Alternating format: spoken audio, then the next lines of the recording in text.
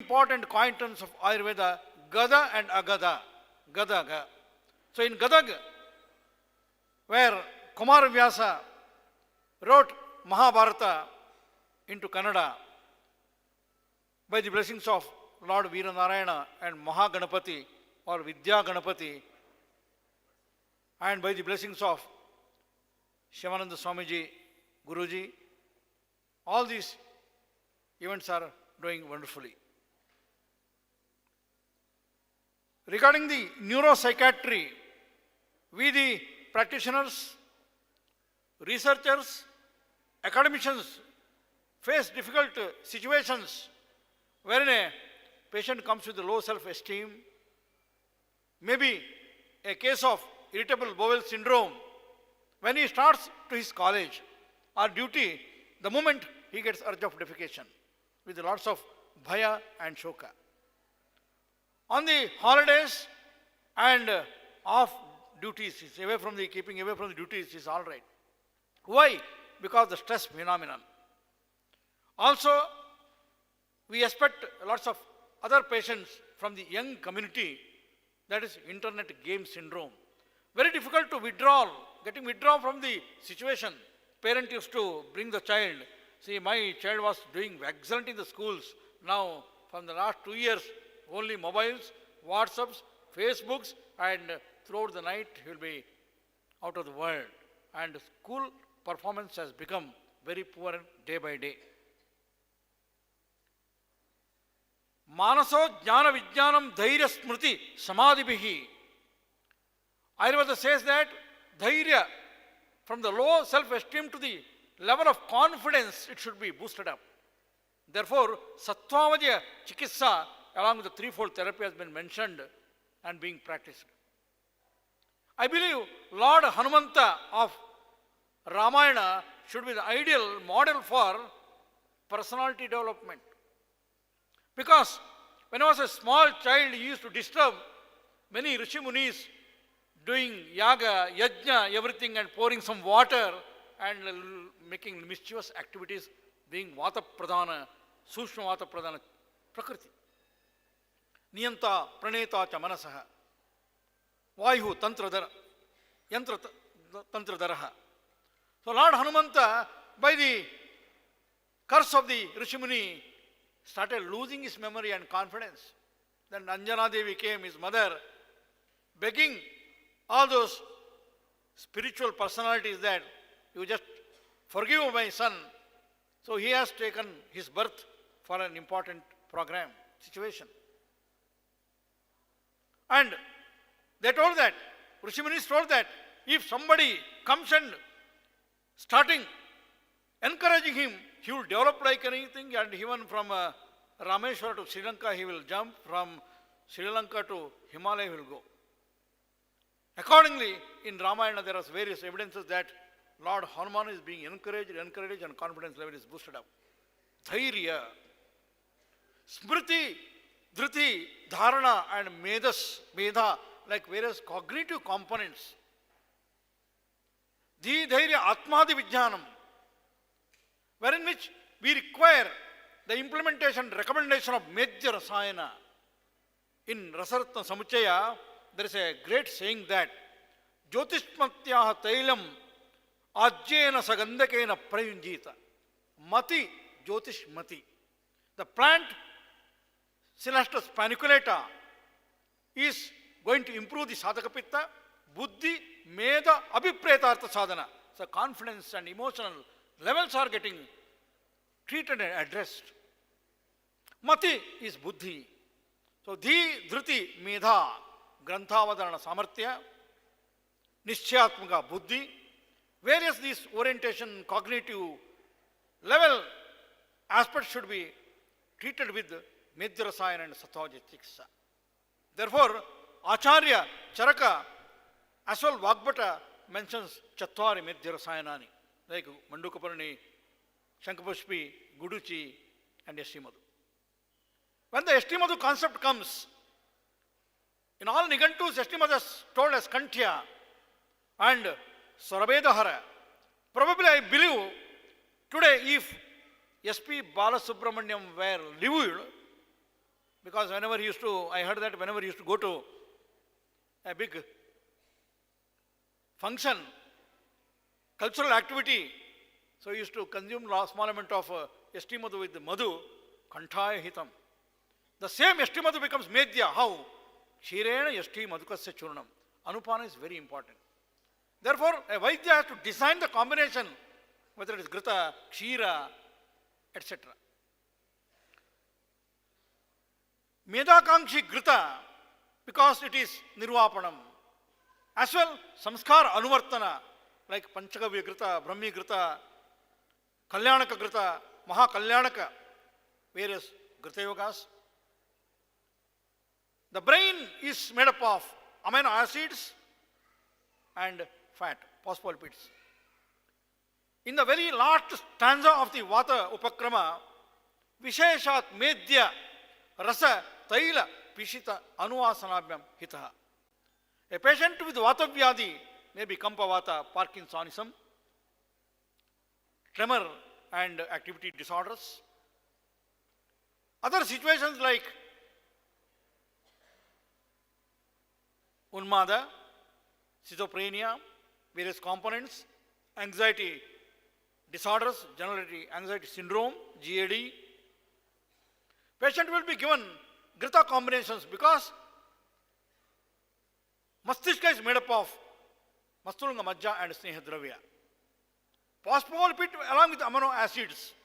Any herbal agent is cooked along with milk and Sneha media, maybe Grita, Tailadi. And Mastulanga Gata, Mastishka is getting nourished out of that. Vata is under good control, and wherever there is Vata Kopa with Dhatukshaya is treated. With this Pranam Samprapti Vikatana, as to the direction of the Manoha Srotas, a patient should be targeted, he should be reviewed and properly looked into. Nishchayatmaka Buddhi, we call some important personality as Buddhi, a Buddhi Bandrapa in Kannada. Buddhi means an important person who can address and solve many problems. For some complaints and issues, we will go to court, judge, he gives the decision. Similarly, in the society, there are people having this important aspect, so he becomes a mentor, guide, and the situation is cleared. So this orientation, intelligence, memory, if we go deep into the physiology, regarding memory, at least one page is not available.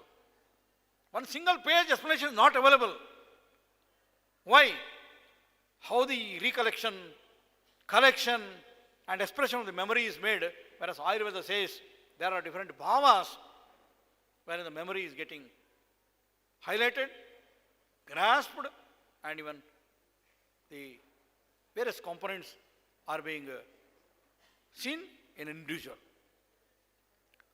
Manaswini, in this particular seminar at the national level today, this great institution is doing exercising by the help of faculty members, NCISM, New Delhi, and experts from various areas. They will be deliberating throughout the day, and probably by the end of the day, when you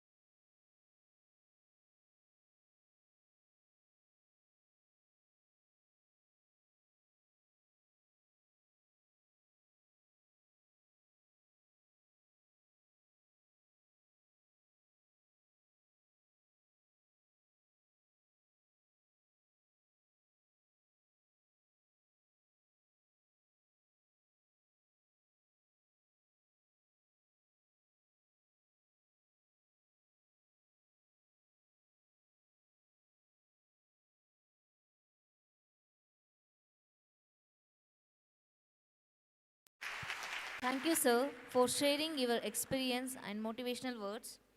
Now, I request all the dignitaries to facilitate today's inaugurator, Dr. Prashant A.S. sir.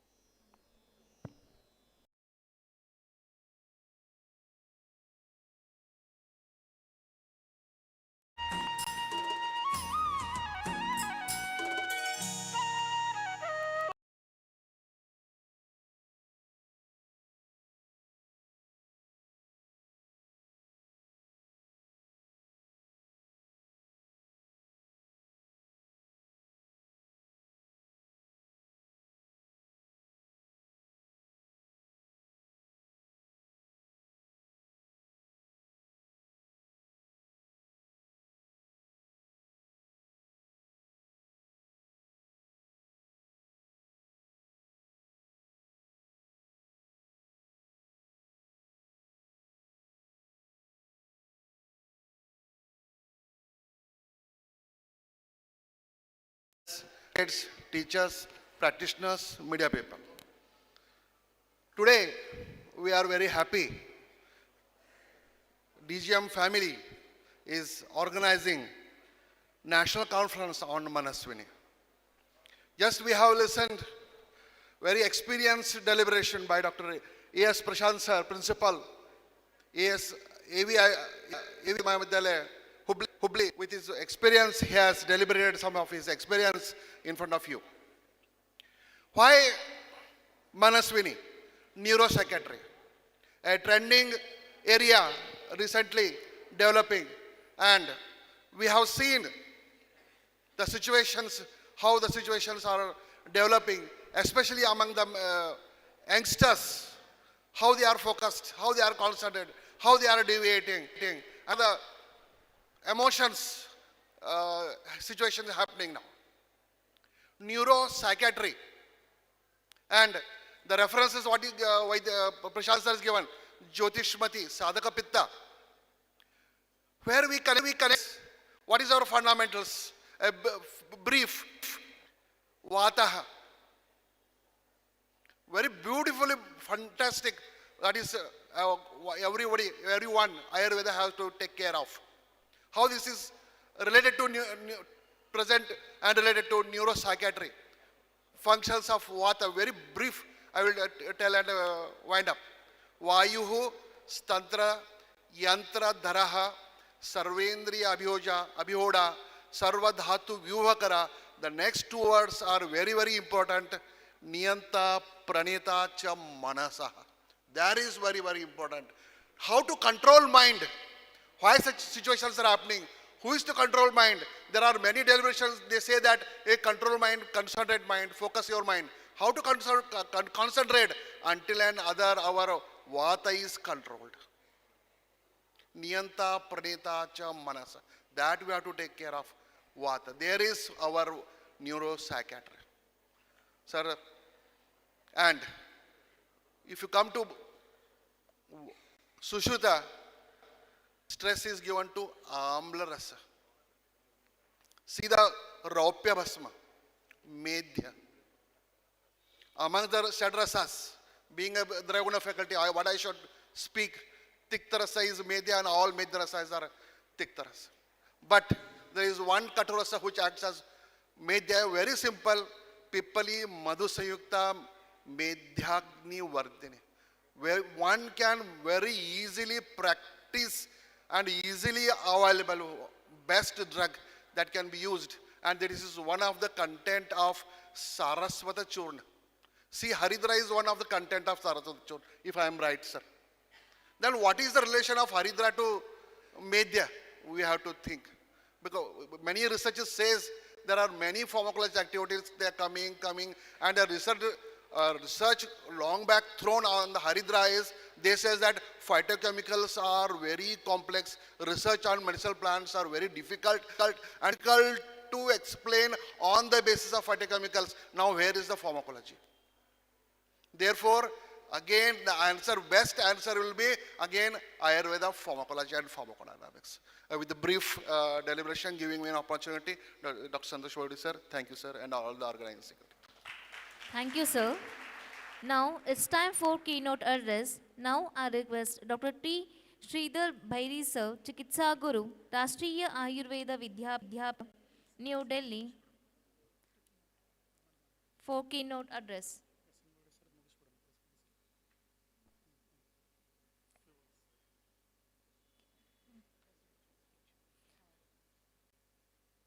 Now I request Dr. Santosh Belvadi sir, Principal DGMC Gadag, for the presidential speech.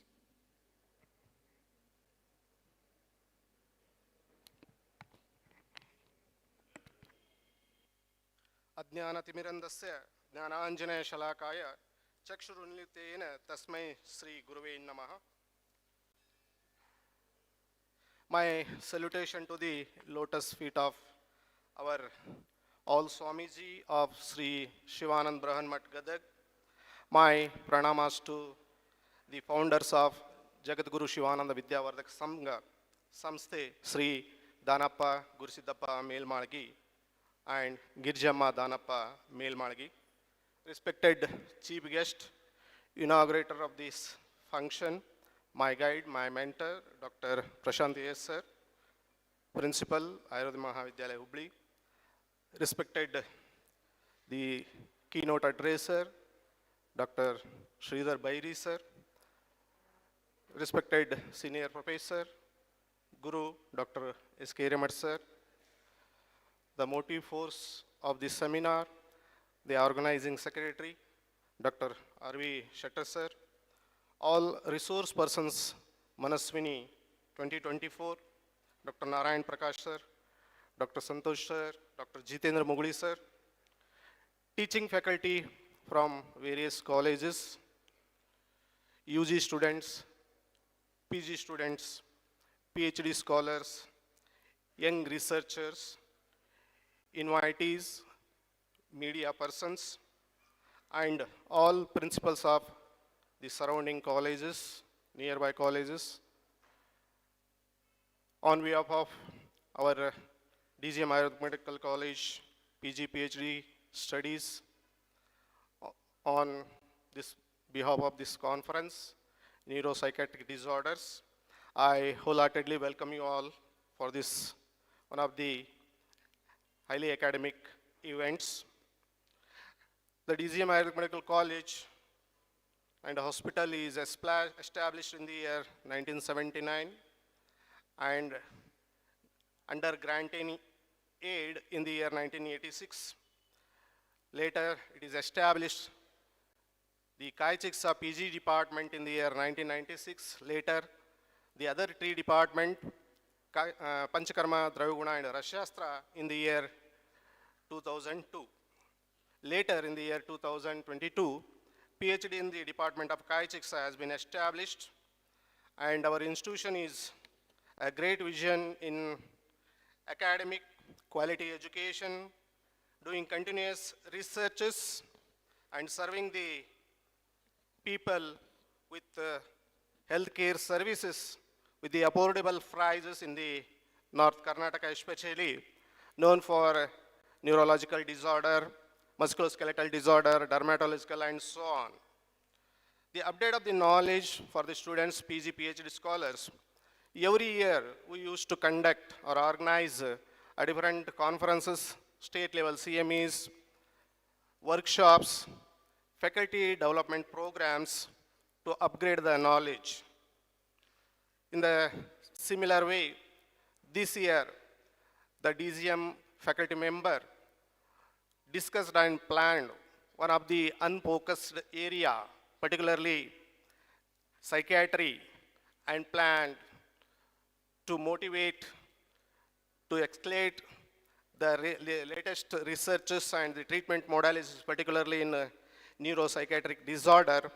Keeping this in mind, the topic was selected by all the team members, and we searched the experts who served in the particular field, clinically, academically, particularly in neuropsychiatric disorder, and we invited for the same. Every year we receive grants from Rajiv Gandhi University of Health Sciences, Bangalore for the UG research, as well as for the PG teachers. We receive projects, and there are continuous research projects under the supervision of Rajiv Gandhi of Health University, Gadag, Bangalore, Karnataka. And today, the team of DGM has taken lead in organizing this. I assure you, at the end of this today's seminar, the experts will share their clinical experiences and update the knowledge, particularly in neuropsychiatry. And in this conference, we have a challenge for the scientific committee. Particularly, we received 60 oral paper presentations from particularly teachers, PG and PhD scholar. Within a stipulated time, the completion of the 60 oral paper presentation is very difficult. Even with the challenging task, the whole organizing committee and scientific committee, by using the skills they have planned to provide the opportunity to all to present their papers. This is the specialty in a national conference. Receiving 60 oral paper presentation and providing the platform is a very difficult task. Even then, our team has taken lead and planned in a successive completion of these oral paper presentation. At this juncture, I take this opportunity to convey my gratitude to Dr. Raghuram Bhatt sir, President Marbizan, National Council of Indian System of Medicine, New Delhi, and Dr. A.S. Prashant sir, inaugurator, chief guest of today's function, all resource person, my non-teaching staff, teaching faculty, my students and scholars, and also the surrounding college principals, teaching faculty who supported in organizing and sending their teachers and scholars and students to make this event grand success. Once again, this seminar will enrich your knowledge, particularly on neuropsychiatric disorder. So with this, I conclude my word. Thank you one and all. Thank you, sir. Now, it's time for keynote address. Now, I request Dr. T. Sridhar Bhairi sir, Chikitsa Guru, Rashtriya Ayurveda Vidyapita, New Delhi, for keynote address on the conference Manaswini-24.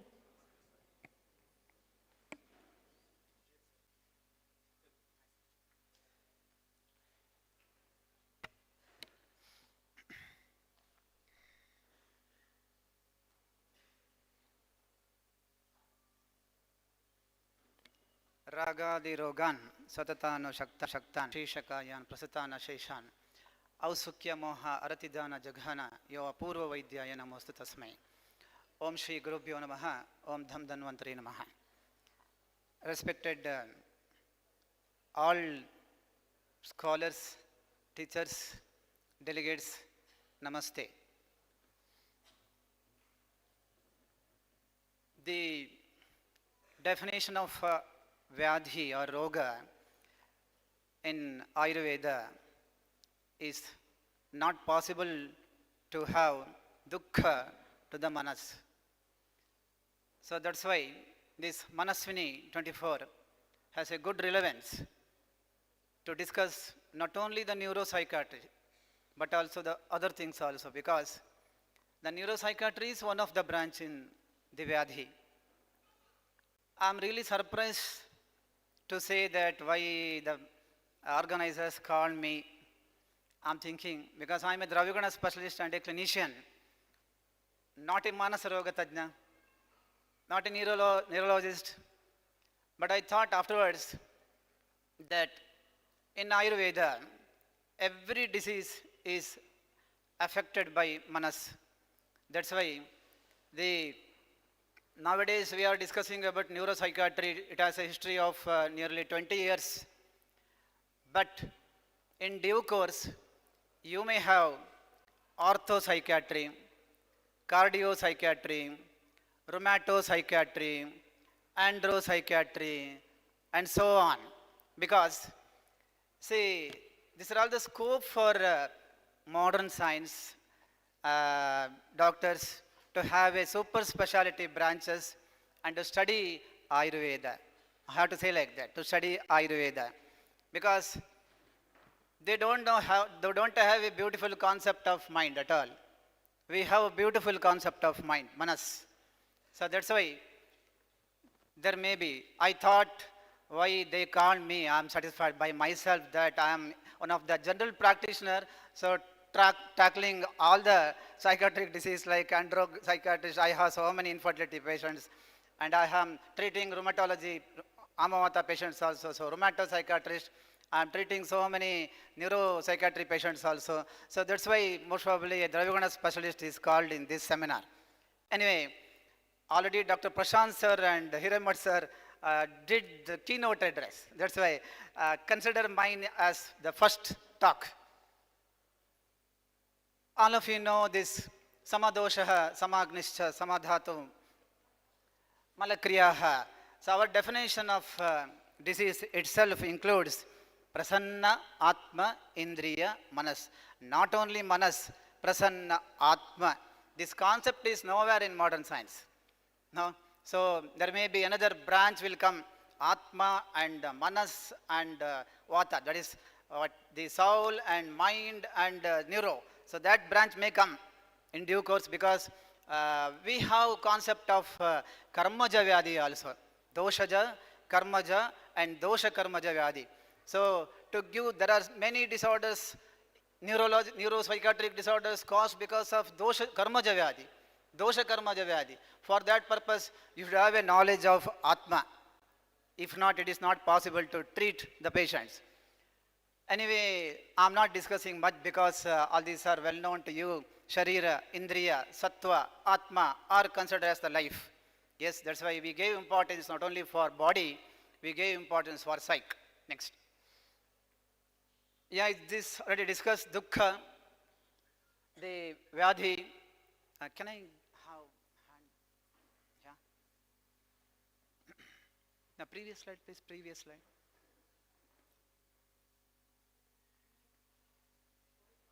Yes. Adi and vyadhi, sharira and manasi, which afflicts sharira and manas both. Thank you.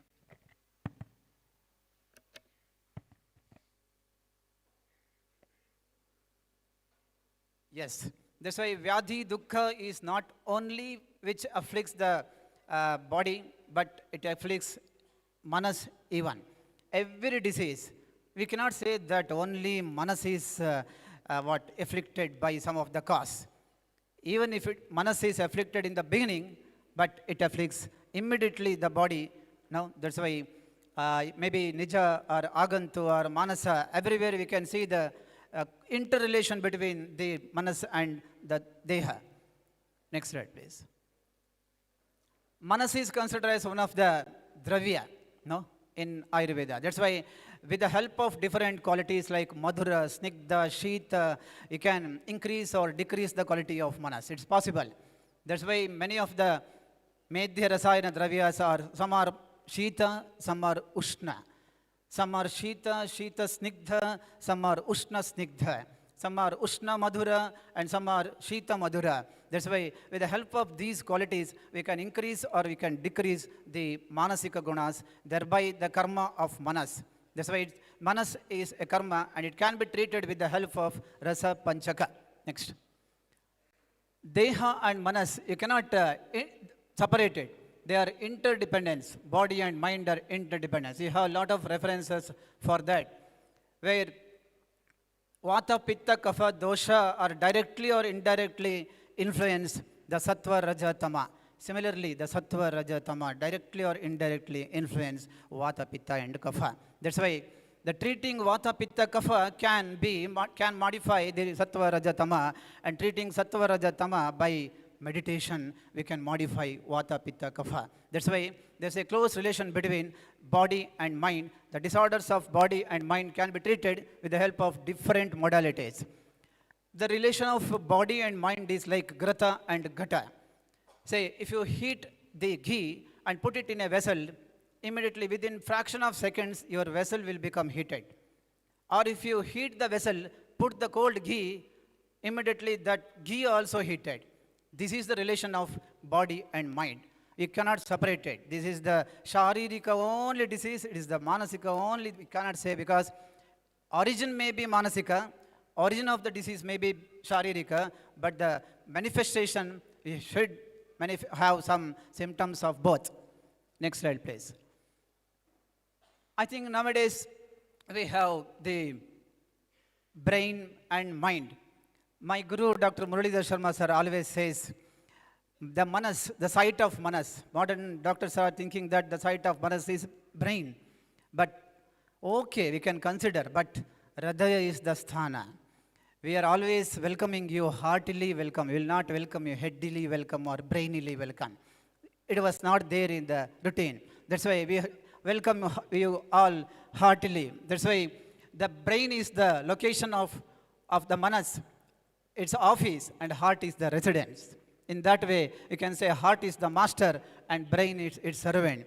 That's why you have to say cardio, neuro, what is that? Psychiatry. Another topic now for discussion. Cardio, neuro, psychiatry. Because without that, we cannot treat the manas or manasika vyadis.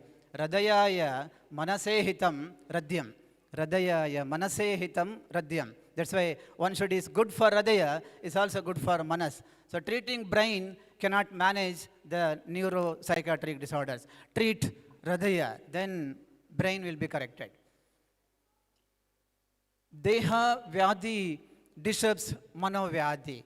So if anybody has the problems of these chintyam, vicharyam, uhyam, etc., then definitely they will have some manasika problem, but that may be one of the causes deha. So there is a quite relation between these two. Next, please. Hi, I have only 30 minutes and already it is 1 hour late, that's why I'm a bit fast. The three aspects of manas, Dhi, Dhrati and Smriti, Bhramshaha. No? We can see these Dhi, Dhrati, Smriti, Bhramsha in so many disorders. I think when you refer the Indriya Sthana, I think one of the scholar collected, I think I have the slide also afterwards. In Indriya Sthana, in Arishta Lakshana, so many symptoms of this psychiatric symptoms are discussed. All those has to be collected, and when we are writing history of any patient, better to use those terminologies. It's a bad habit with all the Ayurvedic teachers and students that we write pain in elbow. Now, I don't know why. Why should we write Vedana in this Kurpara Sandhi? Now, if you start to write the history with the help of Samskrita terminologies, it's very easy to understand the disease and you can approach very easily. So these three aspects of manas, so Dhi, Dhriti and Smriti, all these are disturbed in neuropsychiatric disorders. Next slide, please.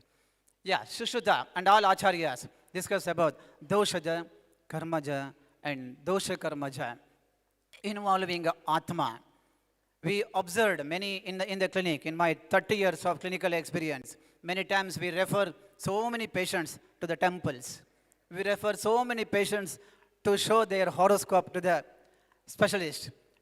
We refer so many patients, we observed that we gave medicines for years together, not cured, but when they did something at Subramanya or Dharmasthala, then yes, conceived. They say, sir, 10 years of your medicine of no use. One day, my prarthana at Subramanya, say, I am very fine now. Now, I got the child. So, these are all we observe clinically. That's why Acharya Shushrutas and Acharya Vagbhatas and all those Acharyas, what advice cannot be neglected. So, that's why one of the treatment of Manasika Vyadi is Vipashaya. We have to follow it. If not, many times it will be the biggest failure.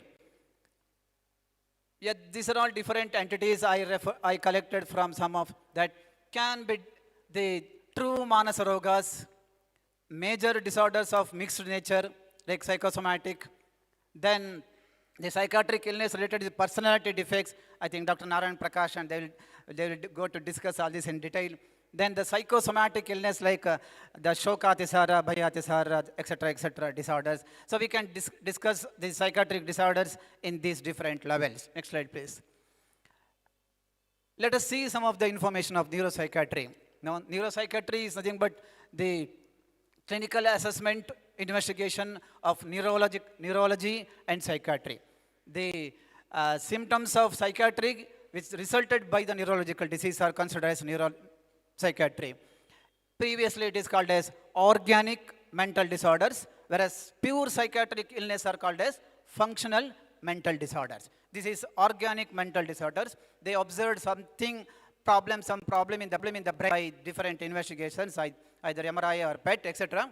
Then they say, and they observe the psychiatric illness, then they consider it as the neuropsychiatrist. It's a simple diagnosis or definition. Yeah, we have even though it has short history of years, big scope is there. Already neuropsychiatric different courses are started. But even though we have all different types of psychiatrists, as I said, neuro, ortho psychiatry, etc., we have very minimum number of courses to deal all those things. We have very few Ayurvedic psychiatrists, Manaswini-24. This is the fate of Ayurveda. Now, we have to develop super specialty practice. That is needed. I'm very fond of folklore practice. So what I observed in my research, in the last 35 years of folklore research, in the folklore field, they have super specialty for jaundice. One doctor treating only jaundice. They have super specialty for psychiatric disease, Marul Panditeru. At Udupi, we have Marul Panditeru. They have different category of applications. They feed Datura Bija. Patient will start to go here and there and they tie the patient. And they start to give some other medicines. I don't know what, because they will not tell. Only one family is there, but now he is stopping that and he is doing he is auto driver presently. So he forget that also. His father was very famous, Marul Panditeru. So nobody is there now. And some of the folk doctors are specialists for arthritis. Some of the specialists are famous for the andrologist. They are treating only Vandhya, infertility. Super specialty is there in folk, but our surgeons are practicing general practice. Our pediatricians are practicing general practice. Our Panchakarma specialists are practicing general practice. Our gynecologists are practicing without any delivery, single delivery, handling obstetricians, without handling single delivery, practicing general practice. This is the fate of Ayurveda. We have to come up with super specialty. New super specialty branches can be developed by us. That is the era now. People are wanting what the whole world is looking for us. So it has just 20 years of history and wide scope is there for us also. Next. Yeah, defected brain, which affects the mind, is the concept in neuropsychiatry, nothing else. Next slide. These are all diseases. I think next speakers will discuss about these things. The different disorders where defect is there in the brain and we can see psychiatric symptoms and how can we treat all those things will be discussed by them. These are all the presentation of the patients with different neuropsychiatric disorders. They are coming with this and we have to identify the neuropsychiatric disorders. I'm not discussing much about this. Next. These are all, we can classify the neurological symptoms and the psychiatric symptoms separately. For all the neuropsychiatric disorders, we can do like this. So it's helpful for us to identify the neuropsychiatric disorders for the management. Yeah, this is the reference in Riyasthana. Just refer. Now you'll get some article also in the net. So you collect all these things. So many terminologies are there. Many terminologies. Hina, Bala, Varna, Indriyeshu, Kshayasya, like that. So many words are there. These are all depicts the psychiatric illnesses. So collect all those informations. Try to assess all those informations in the patients. Next. Yeah, so these are all. Some are related with the Parkinson, some are with the many other Alzheimer's disease. Diagnostic, yes. I think Dr. Narayan Prakash will discuss about diagnosis of neuropsychiatric disorders, especially by clinical assessment, neuroimaging, and the biomarker identification, genetic engineering. Next. Managements, I'm not discussing about this, yes, because many of you know. Let us see some of the Ayurvedic informations. This Daiva Vapashaya, Yukti Vapashaya, Satvaya Jaya. It's all already discussed in the classrooms. Next. Daiva Vapashaya, yes, don't neglect. Don't neglect. Yes, every year I am going to show my horoscope to a famous specialist. He says, sir, this year for you, do Shani Mantra, Shanishwaro, Rashito, Rashi Maitya. At least 8 times or 28 times or 48 times a day. We have to do to maintain the balance. Because we are in this universe. All Surya, Chandra, Graha, its effect is there on the body. So that's why just last week I did Chandika Yaga in my home, at my home. Because that's the advice of that specialist. That's why I'm doing. Because that's why our following Acharya's advice. Mantra, Mani, Bali, Homa, etc., etc. No, so don't neglect. Once day will come. Now the people start to agree all these things, but you have to show. Next slide, please. Yeah, Antaparimarjana in Yukti Vapashaya, individual centered plan. Prati Purusham Apekshitavyam. That's our plan. No. So, and Antaparimarjana, Bahiparimarjana, Shastra Pranidhana, in case of brain injuries, etc., or any growth, etc., Shastra is also essential. Next slide, please. Let us see some, for the prevention and cure, both are essential. Ayurvedic doctors, you have to think about not only about cure, preventive aspect. We have a lot of preventive aspect of all these psychiatric illness. One of the preventive aspect is follow the local traditions. Whatever you have locally, wherever you are living, what is the tradition of food, the diet, exercise, samskara, and lifestyle, everything. When I was at Jamnagar, we used to have tea even at 12 o'clock, midnight. But now at Udupi, I'm not drinking tea at all. When I was at Jamnagar, I took every day, almost all the 3 times chapati, roti, and dal, etc. Even kilos of gatiya papadi with mirchi. Now I can't eat 1 mirchi also at Udupi.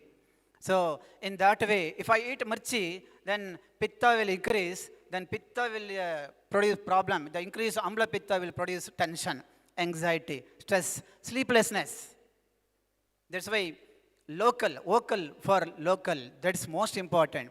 Study, wherever you are practicing, study the local tradition. The davyas which are used in that area, the plants as food and medicine, what are all used in that area, that is a suitable one. So give importance for that, vocal for local. Next. Secondly, start the preventive aspect from before marriage, immediately after marriage, before conceive, then after conceive, Garbhini Avastha, Prasuta Avastha, Shishu Paricharya, all these are Dinacharya. You have to start from there. If you want a very Sudrada Kaya, Sudrada Sthustira Manas person, then before conception itself, Garbhadana itself, the both wife and husband start to do dhyana, start to perform some Daiva Chikitsa, start to take Medirasayana, and take Swastha Panchakarma, the Vamana Virachana, etc. Then the coming generation will be so strong, mentally, physically. If not, if you neglect all those things, even Sutika Paricharya, now if you don't follow the Ayurvedic Sutika Paricharya, then if you give only those medicines, antibiotic, etc., all those things, then your child may get all the problems. So follow the Garbhini Paricharya, the Garbhadana, before Garbhadana, what are the samskaras, the Sutika Paricharya, then Shishu Paricharya. Say Sutika Paricharya. These are all first 3 days, second 3 days, last 3 days, after delivery. You have to give all these things for Shodhana purpose, Garbhashaya Shodhana, and many other purpose. So, Shishu Paricharya. 7 drugs from 10th day onwards. That is a trend at Udupi. Suttu Kara, I'm using from 7th day onwards at my clinic. We have all these 7 dravyas. All these 7 dravyas are rasayanas. All these 7 dravyas are rasayana. Every dravya is useful for one dhatu. One is for rasa, one is for rakta. See the different dravyas like vacha, katakarohini, then kantaki karanja, maya phala, pippali, then the jati phala and avartani.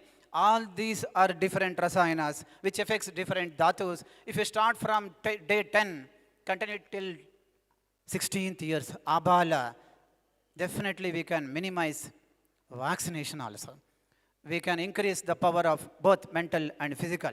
So we have to follow these things. Yeah, this is what? The 7 drugs which acts on 7 dhatus.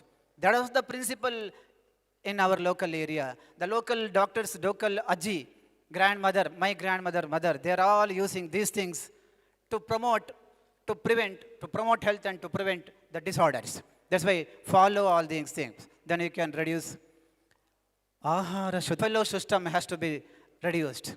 Buffalo system has to be reduced. Buffet or buffet or buffalo. I call it as buffalo system because we eat here and we eat here and we eat here and something sweet from here.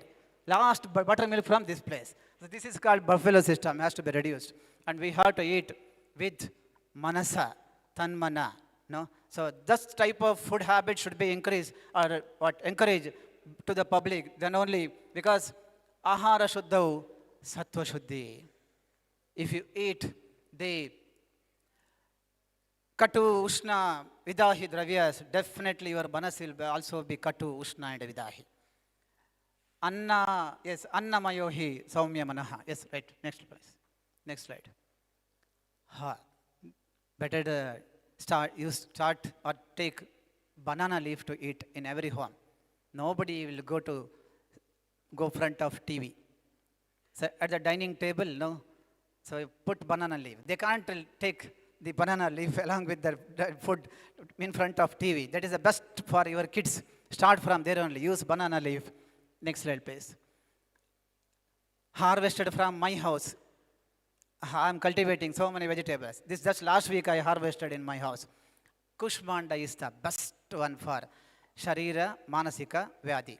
You know, simple urticaria because of stress can be managed with 15 days for Kushmanda Swarasa added with Maricha and Haridra. That's my treatment at hospital. 15 days of Kubalakai Swarasa, Kushmanda Swarasa, Maricha with Haridra in stress-induced urticaria. Patients are coming with severe urticarial rashes. That's why start to use, nobody is using. I think at North Karnataka people are afraid to use this. These are best Kushmanda, you know. After delivery we use 100% Sutika Stri should use Kushmanda Rasayana. At our place we give Kushmanda Rasayana. That's why start to use local vegetable like Kushmanda. At Udupi we have so many alukas, Madhva aluka, etc., etc., etc., Varahi Kanda, many alukas. I am also in search of these alukas. Potato is not for us. If you eat potato, Vata Vradhi, Pakvashaya Dushti, gut-brain axis, brain Dushti, neuropsychiatric disease, Manasa Dushti. And you know Vata, already Hermers has told, Niyanta cha, Praneta cha, Manasaha. If Vata Vradhi in Pakvashaya, then Niyanta, Praneta, Manasaha will not be there. That's why potato will induce Vata Vradhi. Daily use of potato will increase Vata Vradhi. And it produces disturb the manas. That's why use Vatahara tubers. Varahi Kanda. Last one is Varahi Kanda. And these are all different Diascoria tubers. Very safe Diascoria tubers. Will not produce Vata at all. Such tubers are there in your place. I'm trying to come and visit the Kandamoola exhibition at Dharwada. Most probably, I don't know exactly but which time it's going on. Every year they are doing exhibition of Kandamoola. So my humble request is, Ayurvedic doctors should try to see the vegetables and fruits and the tubers, everything of their localities and use that. An apple a day keeps doctor away. No. If you use 10 apples per day also, no, what happens? You have to open hospitals. No, okay. Achara Rasayana, Nitya Rasayana. Yes, follow this. Our Ayurvedic doctor students are not following Brahmi Muhurta Uttishthad. That's the problem. They have to start from that. First, they have to get up in the early morning, 4:30. Then, Krita Shaucha Vidistataha, then Vyayama. Vyayama Nitya? No, not at all. Nobody will do Vyayama. Can anybody do Shirshasana here without support? And Shirshasana, Padmasana. Shirshasana and Shirshasana, you have to do Padmasana. That is the problem of Ayurvedic doctors, Ayurvedic teachers. So do exercise. Nitya Vyayama. And the Nitya Rasayana is good for our health. Next slide. My mother used to prepare tambali. A tambali is a dish at Udupi, very famous dish. It is prepared from locally available the kitchen garden plant. Some plants are helpful for Pakvashaya, some plants are helpful for Amashaya, some are helpful for Hridaya, some are helpful for brain. 7 days, 7 tambali. These are all there in my house. Yes, you know Grahani Bilu, that's the last one. Leucas biflora, Grahani Lata, a folk plant. We gave the name as Grahani Lata for that. It's best for Grahani. Annam Grahanati, Pachati, Vivechayati, Munchati. If your Grahani is good, then Vata Pitta balance. That's why my mother used to give that Grahani, Tambali or chutney once in a week. Then you see the Tambula Patra, Hridayakara. You know, Tambula is best for Hridaya, Kasa Shwasa, respiratory and Hridaya, both. That's why that is used chutney or Tambali. Amalaki, Nitya Rasayanaha. Yes, Dietary, it should be used daily. Then Brangarajaha, Yakrit Pliha. Even in Namavata, autoimmune disease, Brangaraja is best. Kasashwasaharaha, Keshyaha. That's why Brangaraja in the chutney form, very good Rasayana. Very good even in Pandukamala. Purusha Samyavada, if you see, the Mandokaparani looks like brain and spinal cord. It's best for higher centers. That's why Mandokaparani Swarasaha Prayojya, Nitya Upayoga of Mandokaparani chutney, or once in a week. Shunthi is one of the best Rasayana Dravya, which reduces tamas of manas and which gives the amahara effect in the body. And Guduchi, all of you know, Guduchi is best. Its the shape of the leaf itself is cordate, hence it is best for Hridaya. Yes, the Amrita, Sangrahika, Shonita, Shlishma Shonita Vibandha Prashamana, Shonita Vibandha Prashamana, Shonita Vibandha Prashamana. Charaka says, Shonita Vibandha means clots. Wherever clot is there, it removes. That's why Guduchi is Shonita Vibandha Prashamana. So for that purpose, you have to use Guduchi tender part. Charaka said, Guduchi as Patra Shaka. That's why it's our duty to use as in the form of Patra Shaka. The tender leaves and tender twigs can be used as Patra Shaka. So advise the patients in this way to have food. That's my prescription in my clinic. 7 days, 7 chutney or 7 tambli for almost all patients. If Kasa is there, then we are changing. Little bit changing. The Paranayavani, Shunti and like that. No? Next slide, please. Medhya. Yes, Medhya Rasayana, its importance. Next. Yeah, Ushna Medhya and Shita Medhya. Ushna Medhya in Tamovikara. Tamovikara Janya, Neuropsychiatric. And Shita Medhya in Rajovikara Janya. Rajas and Tamas are the two Manasika doshas. Assess all Manasika doshas into 2 categories. Rajo Pradhana and Tamo Pradhana and treat accordingly. Tamo Pradhana by Ushna Snigdha, Ushna Medhya and Raja Pradhana with Shita Medhya Rasayanas. Next. Ashwagandha, Kapikachu. One is coffee, another tea for us. Yes, Kapikachu is tea. In our area in olden days, people are frying kapikachu seeds and making powder, and daily they are using, especially in this season. It is the season now. Kapikachu seeds are started. It's fully grown now. Now they are collecting because it's a winter. And in this season, we have to increase our bala. Hemanta Shishire. Then in the month of Grishma, your bala will be reduced. That's why you have to maintain the bala in the Grishma. So increase the bala in this Hemanta Shishira by this Rasayana. Similarly, Ashwagandha. Ashwagandha having smell of Ashwa Mutra. Vakyashaha Artha. Vakyartashaha, Ashwa is power, horsepower. Gandha is Vata, which gives Bala, power to the Vata. That's why it is Ashwagandha. Second meaning, Vakyartashaha. Third meaning, Ashwa refers to Ashwa Vega, force, fast. And the Ashwa Vega, that fast one is Manas in our body. Manas is very fast going. Anutva, Sukshmatva. That's why one which controls Manas is Ashwagandha. Arthavayavaha. Vakyashaha, Vakyarthashaha, Arthavayavaha. Ayurveda should be understood by these principles, these three. Every Dravya, every Sanskrit terminology has to be discussed in these three levels. Vakyashaha, Vakyarthashaha, and Arthavayavaha. That's why Ashwagandha is not simply, it's useful in Russia, Brahmana. No, it is the best medicine for Manas also. That's why try to use Ashwagandha in the form of tea or coffee in one day. Second day, the kapikachu. Then you will not get any psychiatric illness. Next. Or neuropsychiatric illness. This, okay, you can refer later on also. There's some of the medicines, list of medicines. Next. The gut-brain axis, they started now. Say, Basti, the anal route is the best route according to Ayurveda. Sampurna Chikitsa, sometimes it is Ardha Chikitsa. They started to keep suppositor. Now they are able to identify. Basti, he says it can be managed, all the brain diseases. Previously they are laughing. Basti, for Pakshagata you are giving Basti, enema. What blunder you are doing? Now they are developing gut-brain axis. There's a relation. They are in microbes now. They will come to Vata also. Vata and Manas also. We'll see. We'll wait and see. But our principles, see how nicely they are accepted by modern community.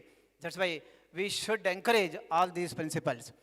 So the Shodhana, Pakvashe Shodhana, Vata Shodhana, no? That's helpful for the management of neuropsychiatric disorders.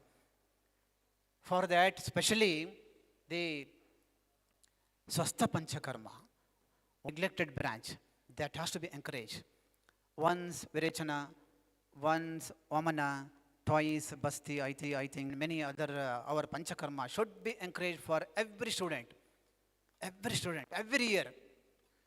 Then they have courage to force them or to apply it in every person's, patients. Not only patient, persons. Yes? So, Sattvaya Jayachakissa. Almost I'm at the end of this. In Ayurveda, they have personal counseling and the family counseling, etc. But philosophical counseling is neglected. In our Ayurveda, we have philosophical counseling. In Bhagavad Gita, if you say Purushottama Adhyaya, 15th chapter, Nirmana Moha Jitasanga Dosha, Dhyatma Nitya Vinivratta Kamaha, Dvandvair Vimukta Padama Gachantam Udha Padamavyat, like that. So Dvandvair Vimukta Sukadukka Samnaihi, Gachantam Udha Padamavyam Natadbasayate Suryo Nashashanko Napavakaha, Yadgatva Nivartante, Tadhama Paramam Mama. Like that, if you want a moksha, then what are all the physical, psychological entity you have to follow? Such type of philosophical counseling was there in Ayurveda. Yes, simple, what is that? Sumukha, Sushilaha, Karuna, Mraduhu, etc.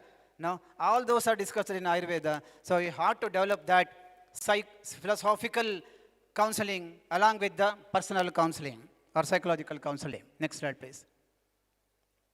Lastly, yoga, dhyana.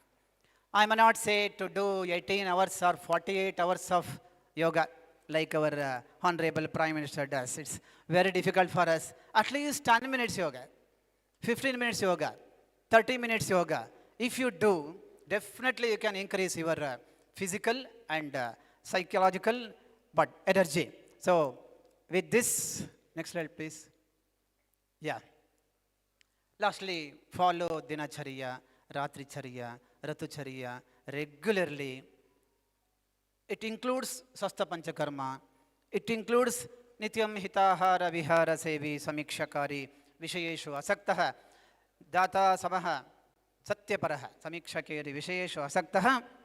Then, Nityam Hitahara Vihara Sevi Samikshakari Vishayeshu Asaktaha Data Sama Satyaparaha Kshamavan Aptopasevi Cha Bhavati Arogaha. So follow all these things, we can manage not only neuropsychiatric disease, all types of psychiatric disorders. Okay. Next slide, please. Oh, last one. The term Manaswini. Manaswini is the person who has intelligence, very calm. No? Very calm and intelligence is called as Manaswini. So be calm. Hear all the things in the whole day. Collect all the information in 2024. That's Manaswini 2024. That is a Vakyashaha. Vakyartasha is Manas, win, I, 24. 24 hours. If you win the Manas, then you'll be very, you can lead the life. That is a Vakyartasha. Manas, win, I, 24 hours.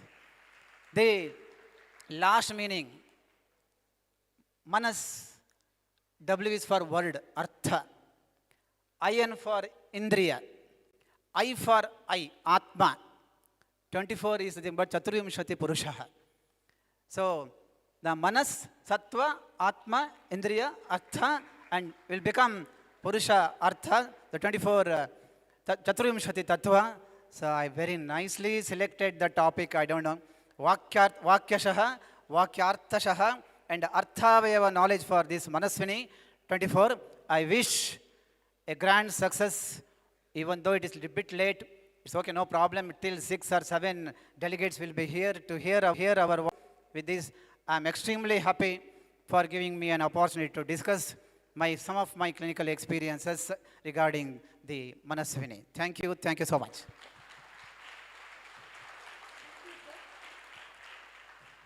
Thank you, sir, for highlighting the need for psychiatric disorders. Now, I request Dr. S.N. Belvadi, sir, S.K. Hiremat, sir, and R.V. Shettar, sir, to felicitate the Dr. T. Sridhari, sir.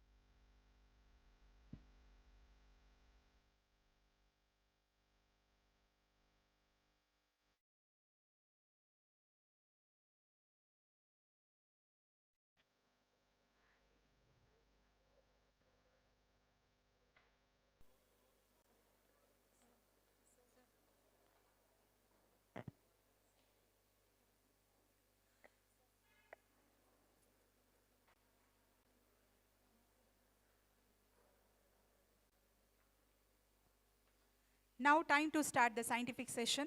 I request sir to inaugurate the scientific session.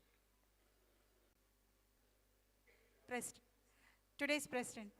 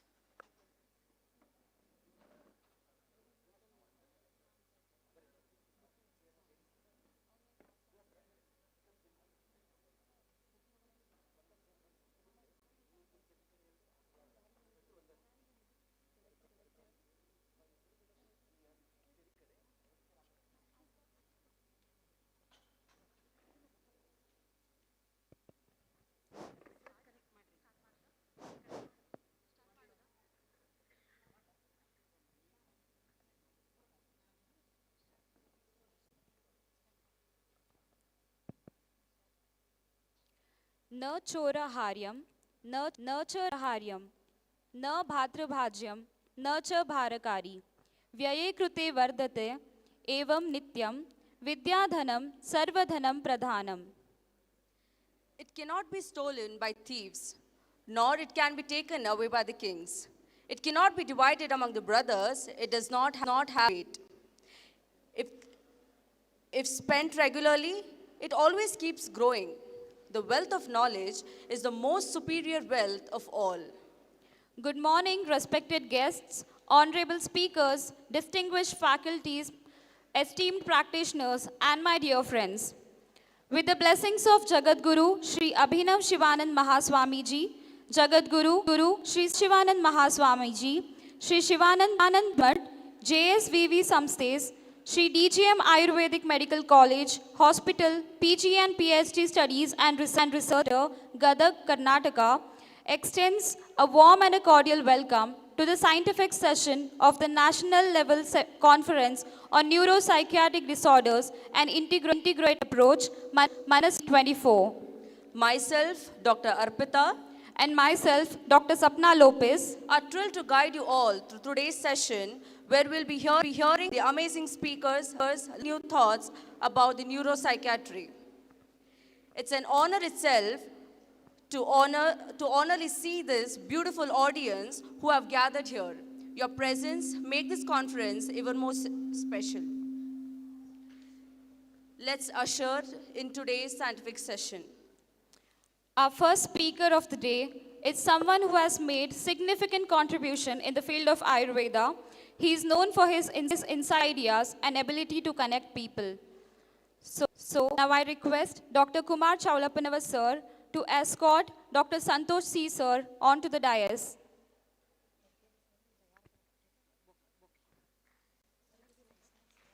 I request Dr. Erigeri sir to welcome Dr. Santosh C sir with the flower bouquet.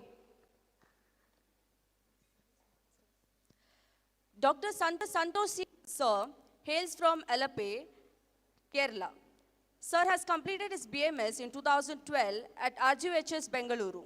Sir has completed MD in Manovidyana Evam Manasaroga at first rank in 2018 from VPSV Ayurveda College, Kottakkal, Kerala University of Health Science. Sir has studied MSc in Applied Psychology at Annamalai University in 2019 and completed postdoctoral fellowship in Integrated Mental Health and Neuroscience from NIMHANS Bengaluru in 2002.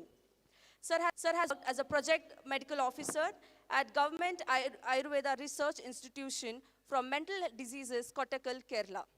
Currently, Sir is working as a project coordinator for Yantra program, Center of Excellence under the Ministry of Ayurveda Department of Integrative Medicine, NIMHANS, Bengaluru. Sir has certification in different streams like yoga, transaction analysis, smriti meditation, and statistical tool in medical research. Sir has bagged P. Madhav Warrior Memorial Gold Medal in the state paper presentation competition organized by Arya Vaidya Shala, Kottakkal, and achieved Best Paper Presentation Award in International Seminar at Global Wellness Meet 2016, organized by KAUP Board at Bengaluru.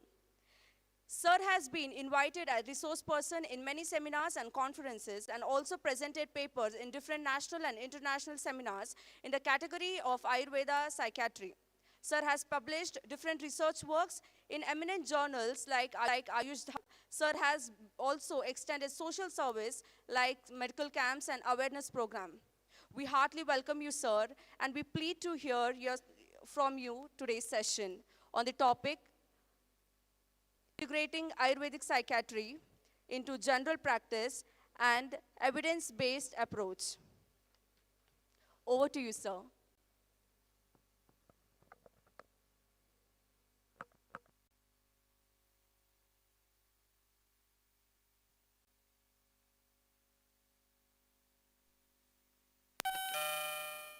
Namaste to all. Good morning. Thank you for the introduction, Arpita. So, first of all, I just wanted to know how much time I can take. We are running almost 1 hour late. So,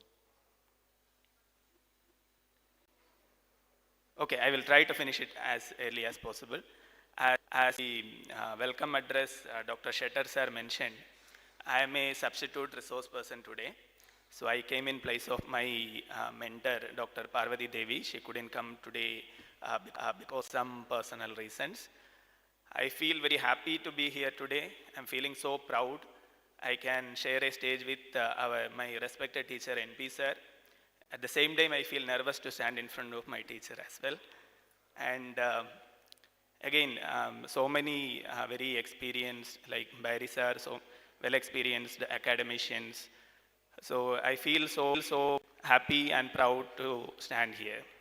And also the principal sir mentioned in his presidential address, mental health or the psychiatry is comparatively an unrecognized area in the field of Ayurveda.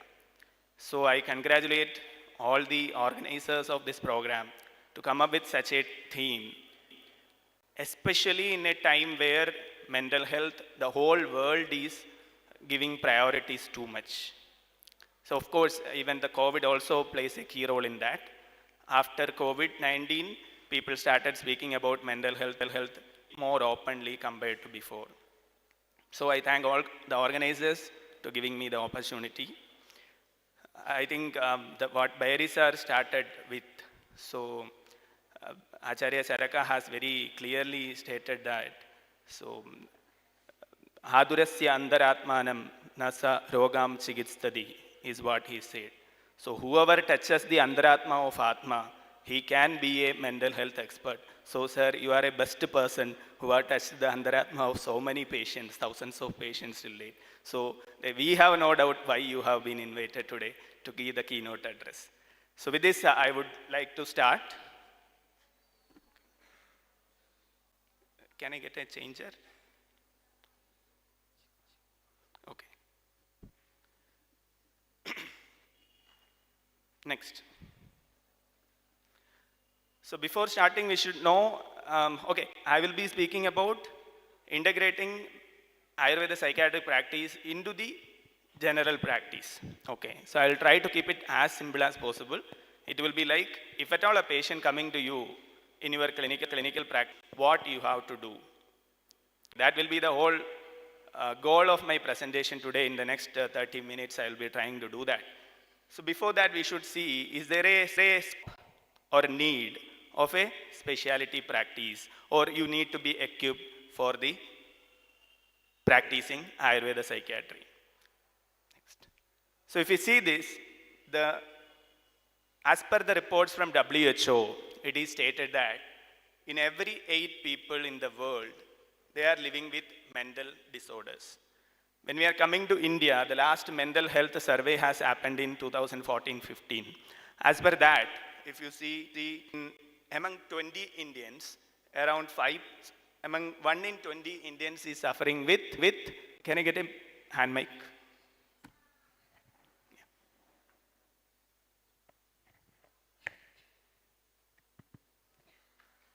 One in every 20 Indians is suffering with depression. And also if you see, there are some more interesting facts come up in that survey. So again, the increase of rate of psychiatric disorders in the last 30 years, if you see, it is 50%. And the treatment gap in India, which means a person who is suffering with a psychiatric disorder, he is not getting the proper treatment or care. That is what is called the treatment gap. That is somewhere around 85 to 90% across all the states in India. And also, if you see, there is not even one psychiatrist, one full psychiatrist or a psychologist to treat 1 lakh patients who is suffering with this disease. So it is very obvious that there is a scope and there is a need of people who are trained in this speciality for the society. Please change this slide. So the Mental Health Act 2017, which speaks about all about health, psychiatric diseases in this particular act. So in this, they have given a space for even Ayush people also. So they have told that a person who is having a degree in Manasroga, a master degree in Manasroga, is called as a mental health professional. And all have they have recognized the Ayush system. Even if you see in different mental health authorities of different states, they have Ayush representatives. So these are certain achievements with our minimal manpower and resources the Ayush community in India could achieve in this last 20, 30 years. Next. So before going to the actual topic, whoever is wished to work in the field, or I would say whoever in the field of Ayurveda or in the field of Ayush system should know this particular institute which is in Kerala, which is called Government Ayurveda Research Institute for Mental Diseases. So this is the one and only one institute in India, government setup in government sector, which is exclusively meant for treating psychiatric disorders. It is in Kottakkal. It is under Kerala government, under Indian systems of medicines. So it is a 60-bedded, very big hospital.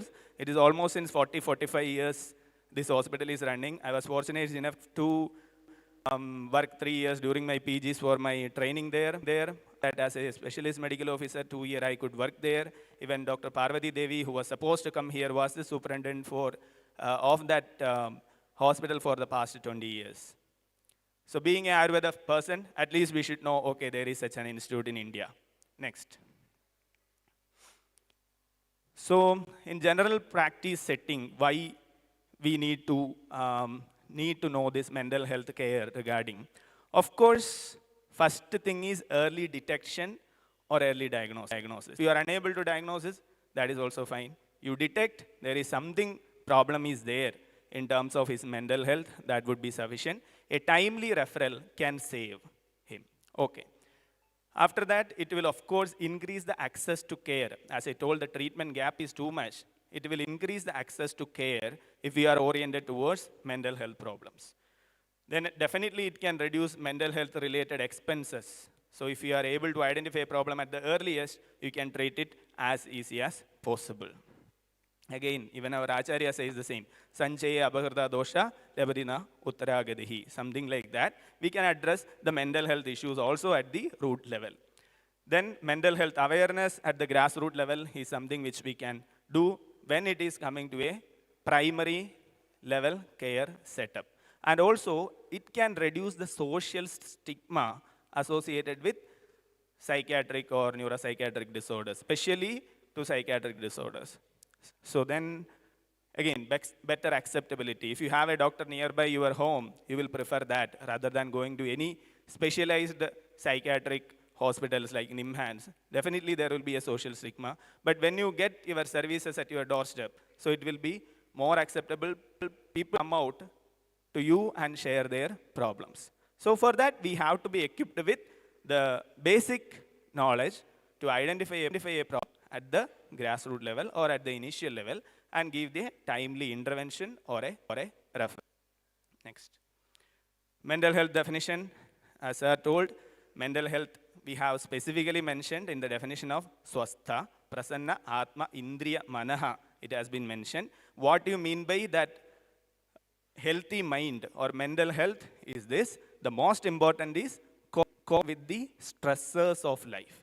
That is very, very important. Whenever a person fails to cope with the day-to-day stressors of life, there start the distress. Okay? There the distress. If this stresses are addressed properly, slowly it can build up into different forms of psychological disturbances. Even there also, if you are not addressing the issue, it can lead into some sort of psychiatric problems in long run. So that is very important.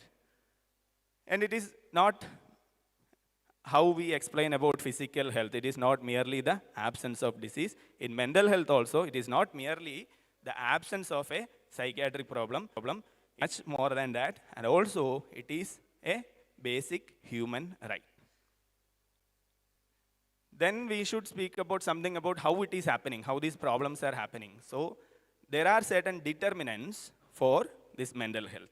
So these determinants are primarily we consider under three headings: biological, social, and psychological. There is a model called as biopsychosocial model of mental health. Next slide. So that is what is mentioned here. Biological is primarily about us. what is happening inside us, that is leading to some sort of psychological problems. So it starts from, again, from our day-to-day stressors till the genetics. All these things, whichever is coming from our body, from the biological aspects, is considered here. Then again, if a person uses drugs, a person who is not following a proper lifestyle, all those things can be contributing to the impairment in mental health. Then comes social. That is very, very important. So, a person spends maximum his time interacting with his society, isn't it? With his environment. So if he is unable to cope with the environment, then the problem starts. So it starts even from the childhood, starting from bullying, okay, access, okay, or someone is some sort of physical or mental torture. All this comes under this. And again, traumas, discrimination, peer relationships, even the family upbringing, parental conflicts. This can also has a impact upon the mental health of the children. This also in future you may find some developing into some sort of psychological problems or psychiatric disorders. Next. So how do you arrive at a psychiatric diagnosis? Leave the term diagnosis. How will you identify? So as far as psychiatry is concerned, building up a rapport with the patient is very, very important. Compared to other somatic problems, the patient will come to you, they will start telling your problems, but that need not be the case in all the psychiatric cases. There will be cases where the family members will be forcefully bringing the patient to you. Sometimes there will be, the patient will be coming by themselves. So it is always, the patient should feel like, okay, I can share all my problems to him and this will be confidential. So if we can make that connection with the patient, that will be easier for the further proceedings. So for you have to be an active listener, you have to be a very, very active listener with empathetic approach. Then comes obtain the information. Okay, these things we will deal in the upcoming slides. So in overview, what all you should see when someone with a mental health issue is coming to you, you try to make out, is it a condition which is falling under psychosis or neurosis? Psychosis is nothing but which is not having any connection to the reality. Okay, the patient will be giving set of or the family members will be telling his complaints, something like he is having supernatural powers, he is telling that he is controlling the satellites which is sent by ISRO, or he is telling like some chip is put in my head and that is controlling my thoughts. So these are something, if you think rationally, there is no rationality behind it, isn't it? So such things, if the complaints are primarily coming from something like this, you should think, okay, this can be something which is falling under the psychosis spectrum of diseases. If not, it is more of, I am feeling tensed, I am getting irrational thoughts or irrational fear, I am feeling like I cannot go out of the house, I feel very, very afraid to face the crowd, I am feeling tensed, there is free-floating anxiety behind me, some other thoughts are coming in my mind. So this is something like more of neurotic spectrum disorders. We say about anxiety and depression. It is more of stress-related. So that comes under spectrum disorders, where the patient will come to you by themselves. But in psychosis, most of the time, the bystander will bring the patient to you. Then see whether the patient is having insight or not. Insight is nothing but, I myself say that I have a disease and I need treatment for this. That is insight. In psychiatric disorders, you may see in some cases like schizophrenia, there will be insight. They may say, as I said before, my wife told I have a problem, so I came, I don't want any treatment. So there is no insight. Obviously, there will be, again, that doesn't mean that he don't have any problem. We need to check. We have to get the information. We see how reliable the informations are. And then we have to take a call. Okay, this could be an case with absence of psychosis. Then see whether it is organic or functional. Organic means there will be a measurable biological marker to explain the disease in the body. That is called organic disorders. For example, some brain lesions are causing some sort of behavioral problems in the patient. That is organic. There is nothing in the biochemical parameters or neuroimaging parameters, you are unable to see anything, but still the behavioral problems are happening. So that is called functional. So you can make a differentiation, is it organic or functional? Then comes, still more you can look into, is it something related with the mood? Okay, I am feeling very sad. I am feeling low. I am unable to enjoy the things which I used to enjoy. If a friend is coming and calling me for a movie, I'm not interested to go. So these are mood symptoms. I'm feeling low, I'm feeling dull, I'm having disinterest towards whatever I used to enjoy. Or else, can it be thought? Can it be by listening to the symptoms, set of symptoms, can you make out, is it the problem from the mood, or is it the problem from the thought, or is it a problem from cognitive function? Cognitive function means most of the time they will be confused. They won't have any clarity of thoughts. They will have, of course, a problem with the recent memory or recent past memories. So you can make it like that. Thought we will discuss coming slides. Then in OPD, we will come across so many presentations, some common presentations I have put here. Something like, as I already told, irrational fear, disturbance in sleep. As sir told, it is a very key symptom in many of the psychiatric disorders. Anyone coming to you with a sleep disturbance, it can be a sleep problem with initiation of sleep or maintenance of sleep. You have to take a detailed history, because most of the time, most of the psychiatric disorders starting can be seen, we can pick up some sort of sleep disturbances. Then disturbances in the thought, irritability, increased or decreased psychomotor activity, means the patient won't be sitting. He will be like on the edge of the chair, keep on telling the complaints. The words will be rushing from his mouth. Or else, no response, monotonous, not even responding to your questions, okay. Or else not giving eye contact, something like that can be decreased psychomotor activity. Mood variations, impulsive, being impulsive and abusive to the family members, even to the doctor sometimes it can be, or the health workers. So when you get all these sort of presentations, one thing in psychiatric case taking what you have to see is who is the informant. Okay, other than the patient, if the patient is telling all these complaints, fine. Or else, who is the informant? Since when the informant? It can be sometimes spouse or parents or siblings, or sometimes it can be neighbors. So you should ask who is the informant and since when they are knowing the patient and what is the relation. And you have to check for the reliability. In psychiatry, as all of you know, there is a lot of legal problems are associated. So whatever you register in your case record, it need to be clear. And it need to be clearly mentioned, it is informed by who. So you have to check for the reliability and adequacy of the information. Next. Again, complaints like self-laughing, self-talk, social withdrawal, over-social mingling, that is also a problem. There are people who are already has that as a part of their personality trait or personality.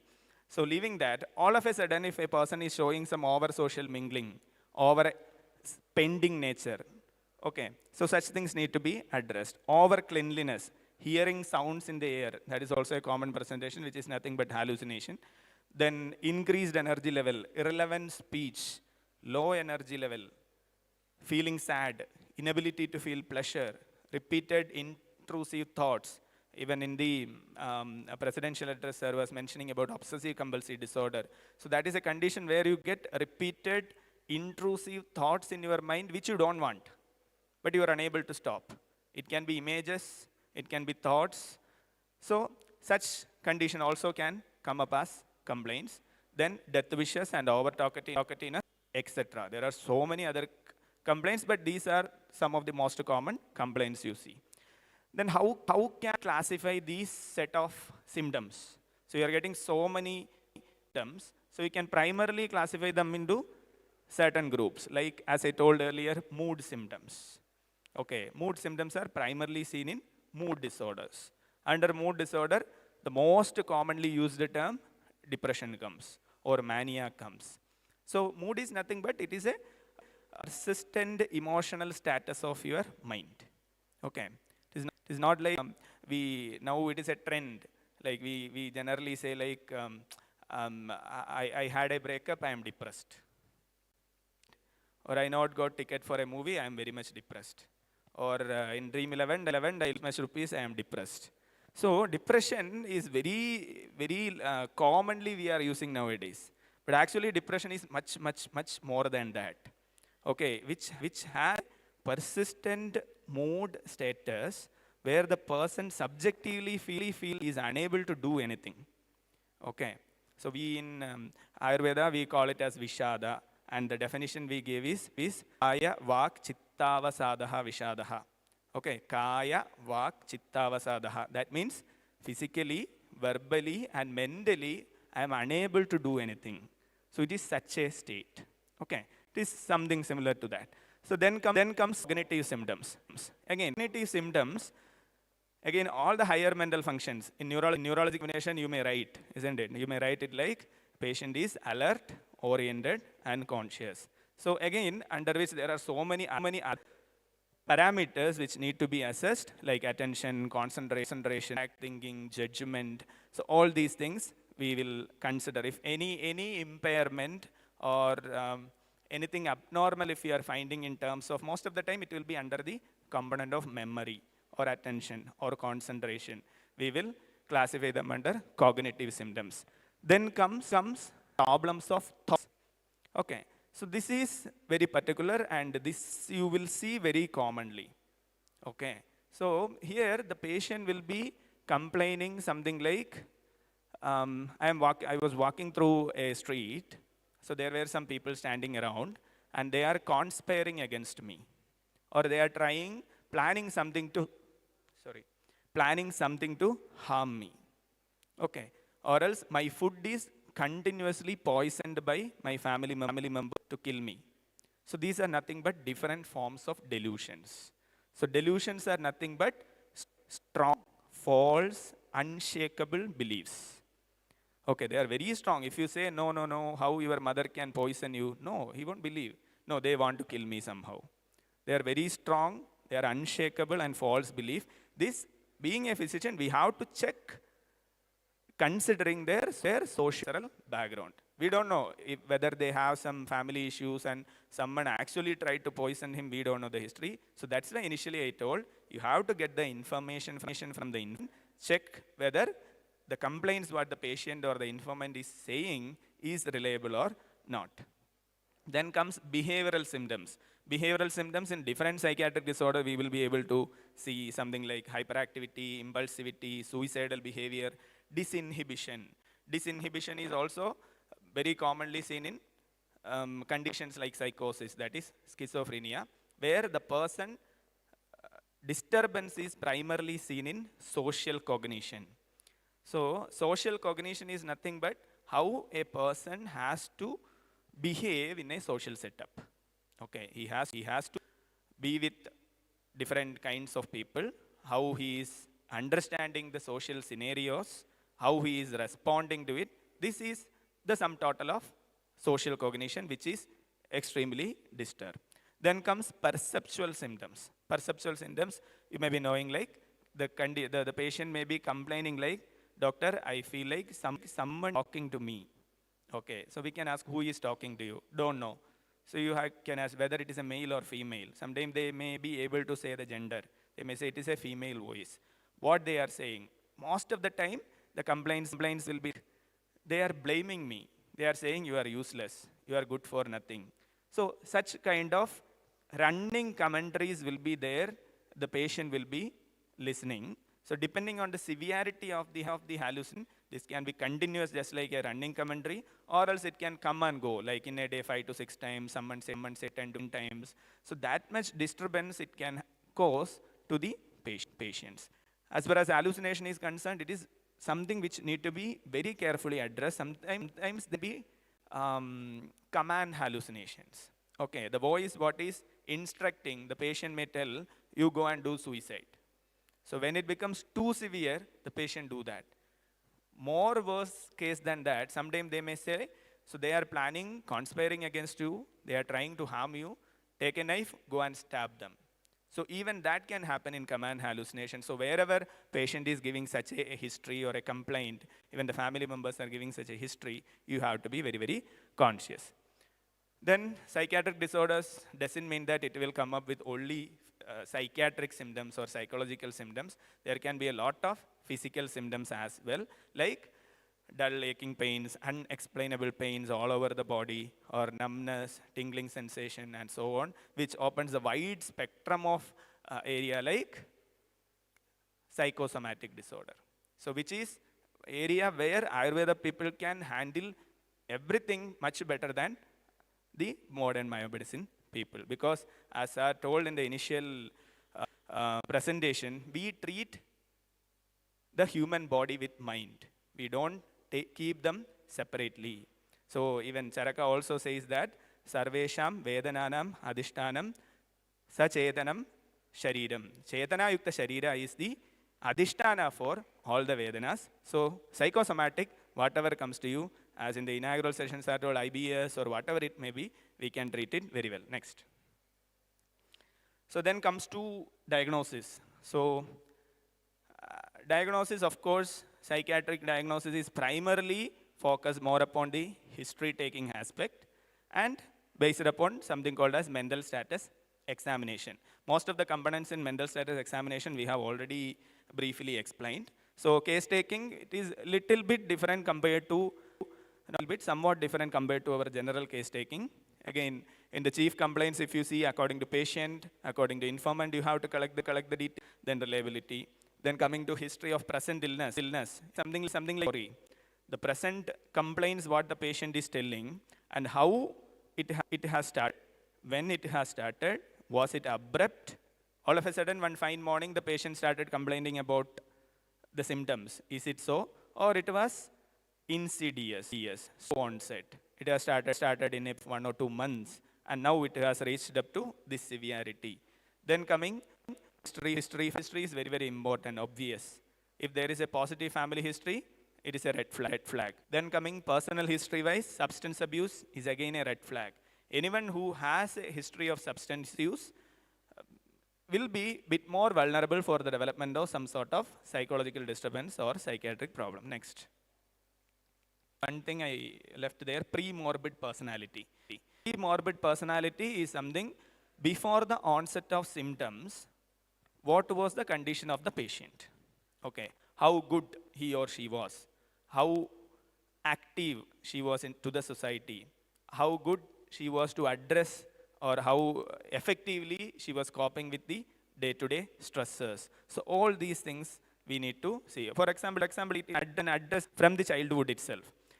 For example, in school, suppose if he or she lost in a subject, how would she used to react? She used to cry for next 1 week and avoid, or she used to like, okay, no problem, next time I will study and I will overcome, I will get better mark. So even from that stage, you have to get the informations so that will help you to plan the treatments further. Next. Again, mental status examination, these are the major things we will address there. Appearance and behavior of the patient, then speech, mood, thought, perception and cognition. Next.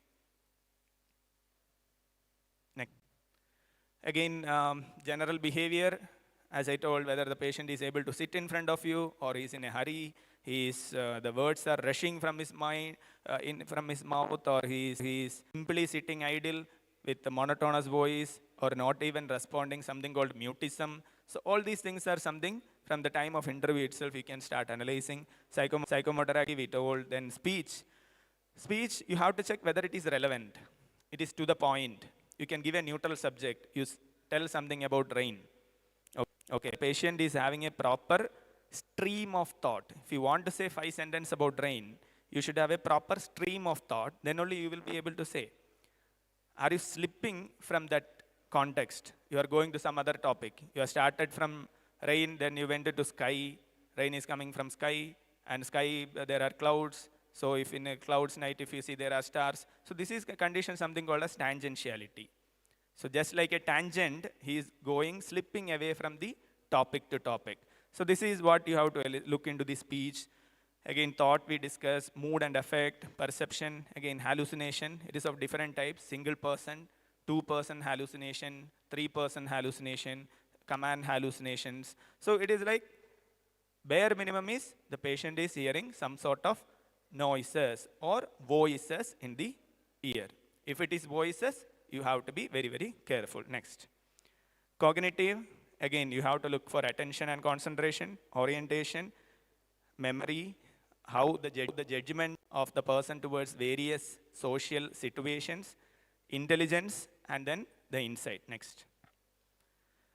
So by doing all these things, we will come to some sort of diagnosis which has been already classified and kept in different diagnostic manuals. There are two major diagnostic classifications are available. One is International Classification of Diseases, ICD 11th version, and Diagnostic and Statistical Manual for Psychiatric Disorders, that is Text Revision 5, DSM 5. So in this, all the psychiatric disorders starting from the neurodevelopmental stage of a child till the neurodegenerative stage of a person, the elderly person, all the psychiatric disorders are classified and they are making revisions. So it was 4, recently it was upgraded into DSM 5. Similarly, ICD was 10 we were using. In the last year, 2 years back, it has, the revised 11th version has come. So it will be like some new diseases will be adding, the existing diseases will be removing likewise. So these set of n number of diagnoses you may be able to see. Nothing much to think about these kind of diagnostic names. You stick on to the symptoms, that will be more than sufficient to identify psychiatric problems. Even our acharyas gives us the freedom for that. Like, it is like, Vigara nama akushalo na jahriyat kadachana. It is nothing like you have to name a disease to treat, need not to name it, but make sure you are identifying the symptoms. Next. So after this much, obviously we will get a confusion. Of course, as SARS is over, there is no confusion because we have enough told in Ayurveda about mind and mental health disorders and its treatment. Next. We have so much of references. Even Ashtanga Hridaya Sutra starts with Raga Adirogan. It starts with Raga Adiroga. Here Raga is nothing but a Manasiga Bhava. Okay, or else it is a Mano Vega. Then comes Taptaja Khadayori Sir has already explained. That is how we take manas and body together to treat or whatever we are speaking about. There is a lot of beautiful references in Ayurveda, in our Brihatrayis, it is available related to manas, mythological, philosophical, and core clinically important details. All the things you will find in our classics. It is our yukti to discrete between mythology, philosophy, and the core clinical concepts and utilize that in our daily practice. So if you see where all our references we will get directly about psychiatric disorders, these 4 or 5 names you will be able to see: Unmada, Abhasmara, Adatwa Abhinivesha, Bhudonmada, and Madatiya Prakarana.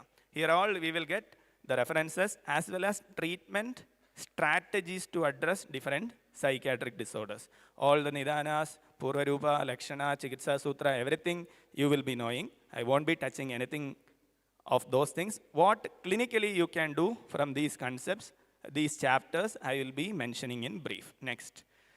Here when you say, will our Unmada, Abhasmara 5 chapters, will it be sufficient to understand all the diseases explained in DSM and ICD? I would say yes. How many more new diagnoses coming also, we can diagnose all those diseases under the spectrum of Unmada spectrum disorders. Unmada is an umbrella term. It is not merely you can consider Unmada as schizophrenia and leave it. Okay, Unmada is an umbrella term. The definition, if you see, Unmadam Punaha Mano Buddhi Sapnya Jnana Smriti Bhakti Sheela Cheshta Ajara Vibramam Vidya. It includes 8 domains. These 8 domains, in the coming slides these are there, but still in these 8 domains, if you functions of all these 8 domains, we can almost all the CNS major functions will cover under these domains. Okay, so wherever the problem may be, whatever the diagnosis may be, you will be able to diagnose it under the Vibramam of these 2 domains is seen in this particular diseases. Cheshta Vibrama and Achara Vibrama is something which is seen in autism spectrum disorders. So you can diagnose autism as Unmada, nothing wrong. But only thing is, according to the symptoms, you have to see the doshas, Manasika doshas, Sharirika doshas. Accordingly, the formulations need to be selected. Again, Manasika doshas, sir has already told, Rajas and Tamas are the Manasika doshas. Nahi arajaskam tamaha pravartade. The tamas is there means, of course, there will be the involvement of Rajas. These two are the primarily the cause for various Manasika vikaras. So when I say vikaras, it is not, we can consider something like, it is not at reached to the stage of a vyadhi, where the Sharirika doshas are involved. So if you are getting some sort of mood swings, but you are able to manage, okay, you are able to manage your day-to-day activities, your functionality is not affected. It is something very, the fluctuations recurrent which is happening could be because of the involvement of Rajas and Tamas, which causes upaplava and avidya, which means upaplava is nothing but your mind will be something like floating, okay, swifty, floating or fluctuating. So that can be caused by these two Manasika doshas. Then Manovegas also has been explained. These are Manasika bhavas. These are being given with utmost importance, though it is, the references are scattered. So it is told that these Vegas or the bhavas need to be controlled. And Acharya Charaka, in the context Sutrasthana, he told the same Manovegas as Manovikaras. Instead of Manasika bhava or Manasika vega, he used the term Manovikaras. Next slide. And also he has given a list of all these Manasika bhavas and how we need to assess them in a clinical setup. Okay, you can assess all these things in your clinical setup, which is, in another words, nowadays in the MSc, mental status examination also we do. For example, moham avijnanena. So avijnana, lack of vijnana, by ignorance, you can assess the, ignorance can be assessed by the lack of skills of a person. Or shogam, dainyena, the pathetic state of a person. Can, if you are able to see, you assess the person is in a shokavastha. Bhayam vishadena. So the bhaya of a person need to be addressed by the grief reaction what we are able to elicit from the patient. Next. So why these things are so important? Because that also acharyas are very clearly told. Bhaya trasa shoga unmada. Directly he is bhaya trasa shoga. All these emotions. These are nothing but manasika bhavas are various emotions. When it leads, exceeds, it can cause unmada. Then chinda shoga bhayayar vayu. Directly it is connected with vada. Then krodhat pittam. In rasavaha srodo dushti, when we see, the nidana is told as chindyanam cha adichindanad. So all these emotions are directly connected with various functions of the mind, and that can lead into different psychological disturbances and psychiatric disorders, which can lead into. Whether only Manasika doshas are involved? No. Sharirika doshas are also having very defined specific functions of our mind. As in the beginning, sir was pointing. So Vata is told as the Niyanta Praneta cha Manasaha. In Vata Kalakaliya it is told. So Niyanta, the controller of the mind, is Vata. That is what in yogic science they also say. So if you can control Vata, you can control your mind. So that is what generally, including the modern psychologists, advise. You take deep breath when you feel stress. Okay, they don't ask you to take short breath. Because how deep and how slow you can breathe, that much you can slow down your thoughts. So that is what Acharyas told. Niyanta praneta cha manasaha is vada. You control your breath. You cannot control your mind directly, but you can control your breath. You make it as slow, as deep. That much slowness will come to your thought process. Then coming to Pranavada, Buddhi, Hridaya, Indriya, Chitta, Dharana is the function. Then coming to Sadhaka Pitta, that is also we have mentioned. Then Tarpaka Kapha. So if you see, all these doshas, subtypes are located primarily Shiras or Hridaya, which we consider as the sthana of Manas. Next. Etiopathogenesis, we understood it as in different ways, like if there is a family history, sahaja reasons are there or not, you can look for it. Then of course Sattva-bala. Sattva-bala is the key, assess the Sattva-bala of the person. Sattva-bala we can take as a measure of a person's ability to cope with the stressors. Okay, a Avara-sattva persons cannot do even with the support of others. That is what Acharya says, right? So they cannot withstand the stressors even with the help of others. But a Madhyama Sattva-bala person can overcome those stressors with the help of by depending upon some people or some support system is there, a Madhyama Bala person can overcome the stressful situation. Then, just go back. Then there is again some precipitating, these are predisposing factors. These are the genetic history, positive history, as well as Sattva-bala is something which are predisposing factors. Then coming to precipitating factors, one is Aganduja Nidanas, which is told as Adhijona in Ashtanga Uttara, Vagbhatacharya has mentioned. So, Dhana Kandadi Nashena, Hahedi Paridevade. So, by the loss of Dhana and Kanda, beloved ones or money, so that can cause some sort of disturbance in your mental well-being. So, this can be precipitating factor. Already a Alpa Sattva-bala person going through these kind of situations can lead into or go into some sort of psychological problems. Again, there is a concept of Chidra in the same chapter Acharya is mentioning. So, Chidra is nothing but a vulnerability. So, when you are getting exposed with these kind of situations, when you are not following the Vratachara, or it is told as how Chidra comes, Lupta Dharma Vratachara, a person is not doing the dharmika actions what he or she is supposed to do, that can also lead into Chidra, which will end up in the causation of diseases. Next. So in brief, something like this we can say, what all the things are involved in the causation of a Manas Roga. So, Taihi Alpasatvasya. So Acharya says a Alpasattva person, he is coming across various Nidanas. Malaha Pradushta, Buddhe Nivasam Hridayam, Pradushya, Srodamshi Dushtani, Manovahani. So then it causes problems it localizes in Sthana Samsraya, happens in Hridaya. Hridaya, as we know, like Acharya himself says in the Madatiya Chikilsa, Rasa Vadadi Doshanam, Sattva Buddhi Indrimanam, Asrayam Hridayam. This is what Acharya says. So all these things are situated in Hridaya. Again, Ojas Sthana is Hridaya. Rasavaha Srodhamula is Hridaya. Manasthana is Hridaya. There comes the importance of what Sir was telling earlier. Anything and everything is Hridaya in nature. You can treat Manasroga with those medications. Okay. If, for example, in Rasagada, if I am Toggadavada, sorry, in Toggadavada Chikilsa, if you see, Sthiradi Shirapaga is told. Sthiradi Shirapaga, Lekhubanjamula Shirapaga is told for Toggadavada. It is nothing but Rasagadavada.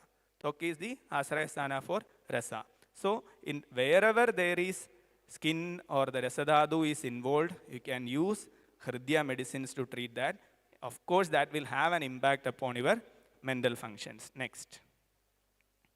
Next. So, these are some things to be considered when you are planning for the treatment. Agni, of course, Rasakshaya is associated with almost all the psychiatric disorders.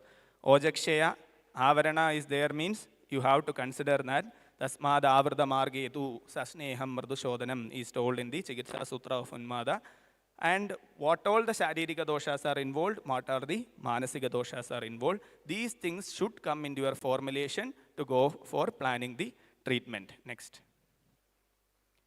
Again, Vibrama, but I told, we have just like how we do mental status examination, we can assess for Vibrama Varisha, Mano Vibrama, Buddhi Vibrama, Sapnya Jnana Vibrama, Smriti, Bhakti, Shila, Cheshta, Ajara Vibramas, we can see. Mano Vibrama means Chindyan Arthan Chindiyade, Ajindyam Chindiyade. Whatever need to be thought, you are unable to think, something else is coming in for that. Something like delusions and all, you can say, in the cases with delusion and hallucination, you can make it at, okay, buddhi vibrama and mano vibrama is present. For example, if you say another ajara vibrama is ajaraha shastra shikshakrito vyavaharaha.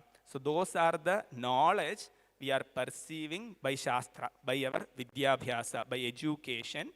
Those things we are unable to follow. Something like disinhibition, what we are saying in psychosis. So the disinhibition, you can say, wherever there is a disinhibition, it can be ajara vibrama. Cheshta vibrama, hyperactivity in ADHD, you can say it is a cheshta vibrama. Then sudden change in temperament, abusive, assaultive behavior. Okay. Akrodhinaha krodhino bhavadi is what is told for Sheela Vibhrama. So you can say such maniac or sudden change in temperament, such situation you can mark Sheela Vibhrama as positive. So similarly, we can classify, can include all terms under this Vibhrama Pariksha. This is nothing but most of the functions done by our prefrontal cortex as well as the limbic system. So a dysfunction of the prefrontal cortex as well as the limbic system, all these symptoms are coming, all those can be categorized under these headings. Next.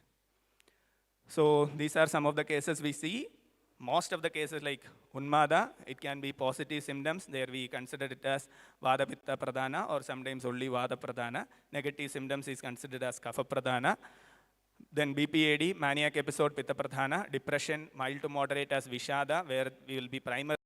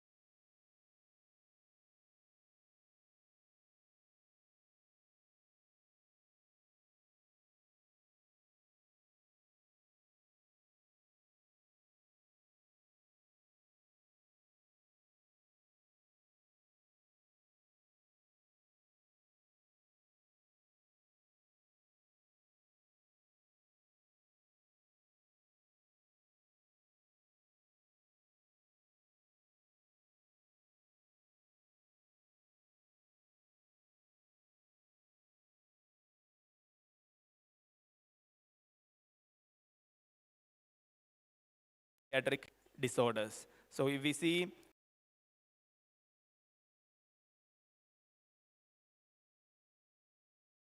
by the doctors, the pujaris in the temples are prescribing Sarasudarishta and Brahmigrita. So these are not the first choice of medicines. We have very low cost, very effective single herb preparations which can effectively address various psychiatric symptoms. Next. Our key to treatment is Tridosha, there is no doubt. Next. There are various single herb formulate. Next, you can move. So then Shodhana Chikitsa has very importance. So chronic cases, you can do Shodhana periodically, something like in every 4 months or 6 months, if you can do a Shodhana, proper Shodhana, which has been explained like starting with Vamana, Virejana, Basti, Nasya. If we can do, that will be very good. Acharyas are clearly told, Tadhasya, Shuddha Dehasya, prasadam labhade manaha. So by doing Shodhana of the body, the clarity to mind a person gets. So there is no doubt Shodhana can be done periodically. Next. There are so many other Ubakriya Kramas also, which can be very, very effective. The therapeutic aspect of yoga, I have put some of the very recent studies. Some are from Nimhans only. So even yoga, as I told, in psychiatric disorders, the practices of yoga for long term is very, very effective in addressing various psychiatric symptoms. Even the structural changes are happening by the practices of yoga is what we are seeing. So the Om chanting can cause the hippocampal volume, it is increasing. That was a study which has happened, neuroimaging study. Then you add on yoga along with the modern medication is helping in reducing the negative symptoms of schizophrenia. Also, it is helping in addressing the cognitive symptoms. There is no doubt yoga is helpful in anxiety. Even when we feel stress also, we do some sort of breathing exercise. Even though it is not pranayama, some sort of breathing exercise if we do, we are sure that we are getting some kind of relax, isn't it? So it is helpful in GAD and it is helpful in depression, there is no doubt. Wherever there is autonomic hyperactivity, breathing practices will help. So yoga and pranayama can be a first choice for such disease condition, which can be easily integrated with our Ayurvedic medicines. So we generally suggest people to do that, so that can be done. Next. Then in your practice, you have to be cautious about referral also. If there is a high risk of suicide to the patient, you have to refer. Otherwise, it can be a legal complication. So better to refer. Risk of self-harm, deliberate self-harm. The patient may harm himself or others, refer them. Significant self-neglect, severe depressive disorder, treatment-resistant schizophrenia, and all. In an IP setup, we can treat all those things, but for an OP setup, it is better to refer. Lack of supportive system. Okay, so even Acharya says, Thyorogi, Pishak Vashyaha, Nyapako, Sattvanavi. So all those things you have to remember in your mind. Need to address severe comorbid condition, it is better to refer. Otherwise, it will be difficult for us to manage in the OPD level. Next. So these are our strengths, no doubt. Our treatment, if we give, that will improve the quality of life. So for that, integrative practice is the best thing. Okay. So a patient on antipsychotic medication, antidepressant medication will have so many side effects, starting from weight gain to sexual side effects. So with our medications, we can address those side effects very effectively. So if you are addressing those side effects with Ayurveda medicines, they will stick on to the psychiatric medicines for a long time. Their drug adherence will increase. So that itself will improve their quality of life. Even with a repeated Shodhana treatment, the quality of life can be improved. Then continuous medication. On long-term medication, we can taper down the psychiatric medicine dosage, no doubt. So this we can take as a take-home message. In psychiatric practice, of course, we need patience, there is no doubt. We have to be patient to see some minimal changes symptomatology of the patient. Cure sometimes, treat often, and comfort always. It's a statement from Hippocrates. So I hope the goal has served at least 1 or 2%. You should be able to identify this is a psychiatric problem and give a timely referral or timely intervention that would be more than sufficient. So with this, I would like to conclude. Thank you for the opportunity. Sorry, I took little more time. Thank you all. Thank you, sir, for enlightening us about how to integrate Ayurvedic psychiatry in general practice. Now, sir, you may have the seat on the dais. Now the session is open for the discussion.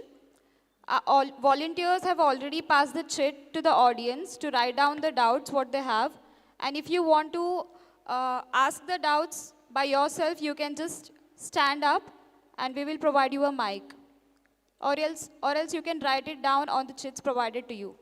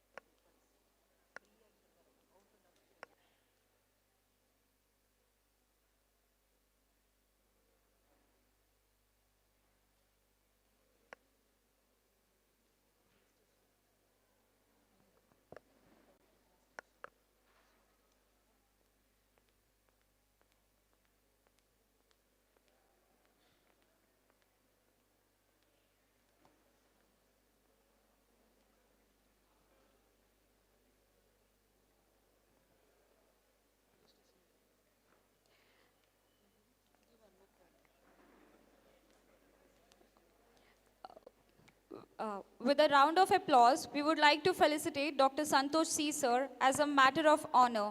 So I would like to call upon Dr. Santosh Belwadi Sir, Dr. R.V. Shettar Sir, Dr. Yemi Sir onto the dais to do the honors.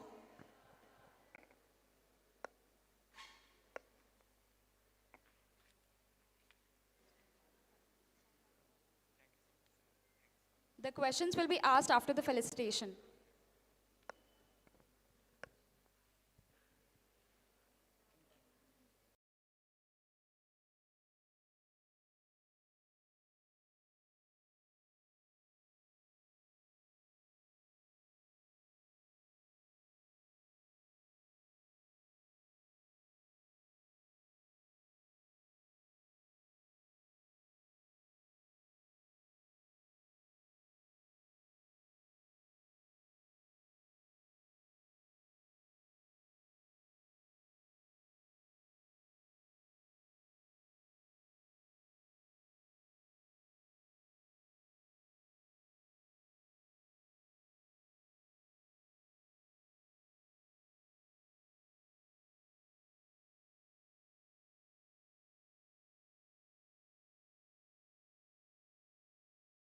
So there are few questions from the audience.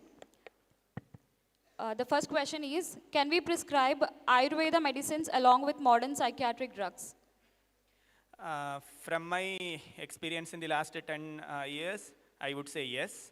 Okay, this is an area where even in NIMHANS we need to explore more, because we work with a set of modern biomedicine people. They also have the same doubt whether there is an interaction. For the safer side, we avoid preparations like asava rishtas immediately after the psychiatric medications, in the sense modern medications. Okay, we ask them to keep a gap of 45 minutes to 1 hour for a safer side, then we advise. Other our churnas, tablets, Ghirda yogas, all are found to be very safe. Thank you, sir.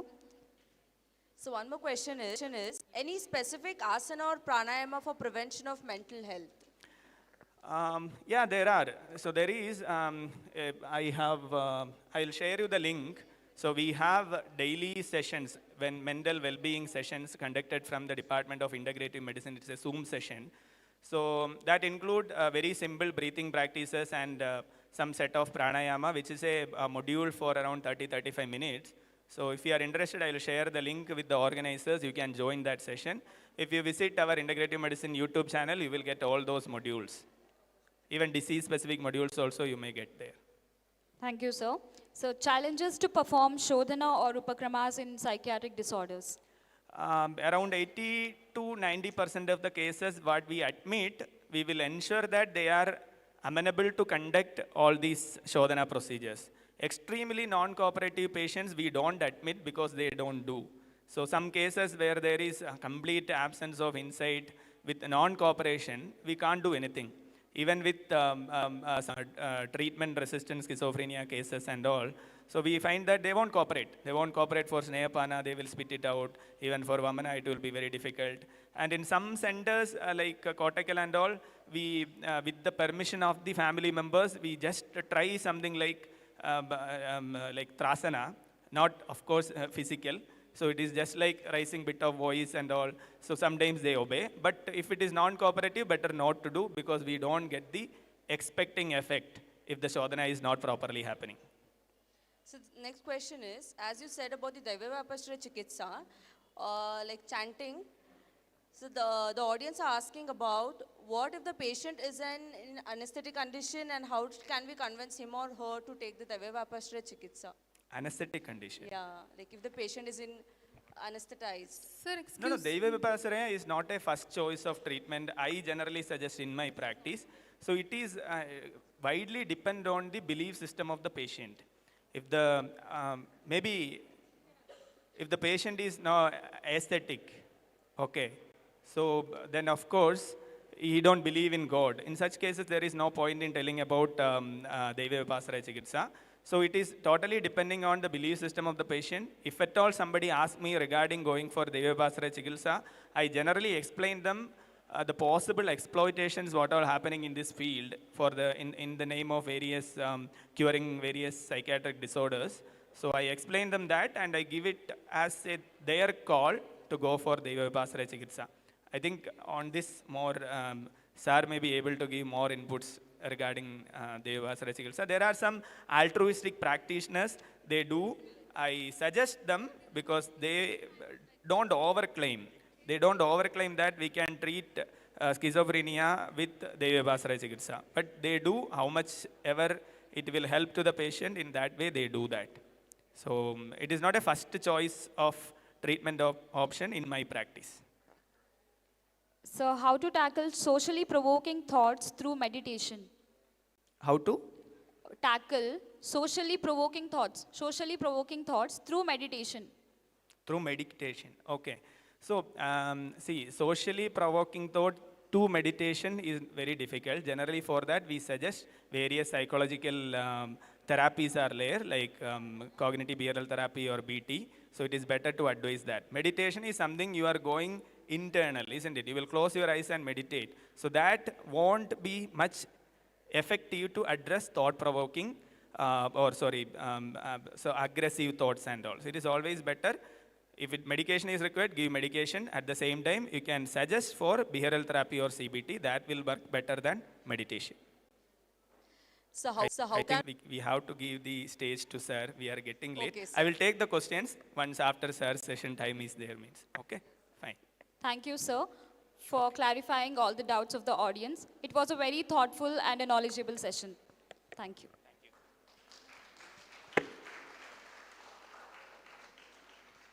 Before starting the next session, an important announcement to the presenters of today. The sessions for oral presentations will start at sharp 2 p.m. The halls are divided into 3. First session will be held at Manaswini Hall, that is the main hall. And the second session will be held at Charaka Hall, and the third session at Vagbata Hall. Charaka Hall and Vagbata Hall are at DGM College, first floor, classroom 1 and 2 respectively. The sessions will start sharply at 2 p.m.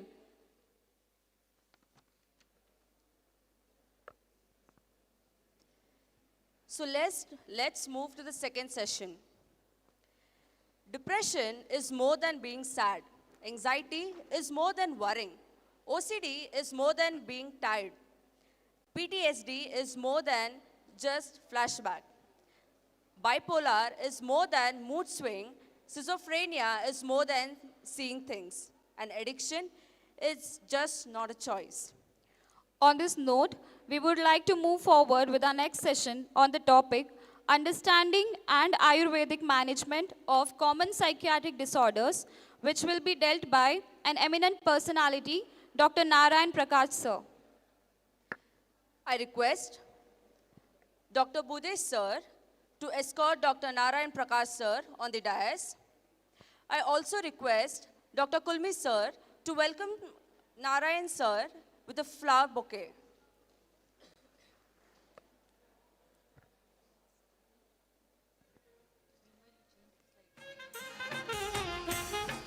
Dr. Narayan Prakash sir is originally from Hassan, Karnataka.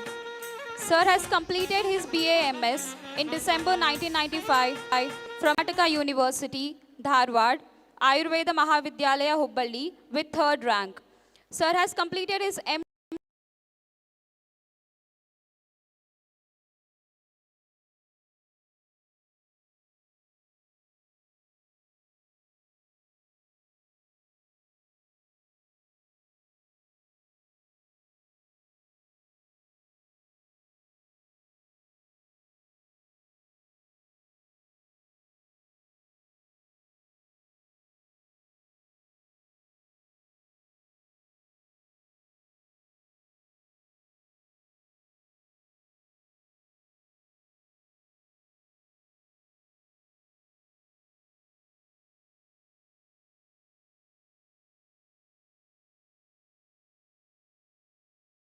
Ex-member BOS RGOHS Karnataka. Sir is presently a member of Karnataka State Mental Health Association and a member of Karnataka State Mental Health Board. Sir has presented many papers in international and national level seminars and published research articles in index peer-reviewed journals. Recently, he has published textbook of Kaya Chikitsa Volume 1 and 3 more volumes are in print. He is an excellent Ayurveda practitioner, practicing since 25 years, organized CMEs, health camps, invited as resource persons to many CMEs and seminars. We extend you a warm welcome, sir, and we are eagerly waiting for you to speak. The session is yours, sir.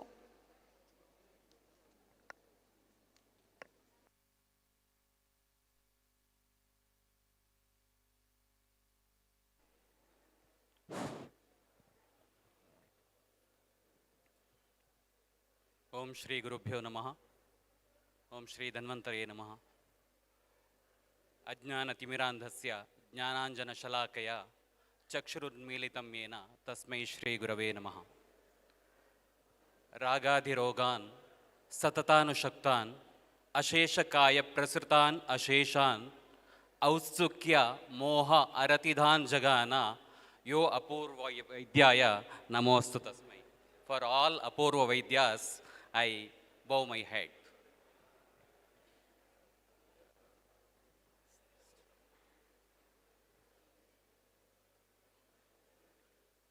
So already my co-speakers and the keynote speaker, Dr. Bairi sir, has highlighted many aspects of psychiatry in Ayurveda.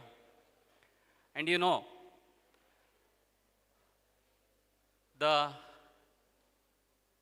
our Ayush department, the NCSM was supposed to withdraw MD Manasroga from the curriculum. But the existing PG scholars and teachers fought for that, and it is continuing. It is a, don't know the mentality of present Ayurvedic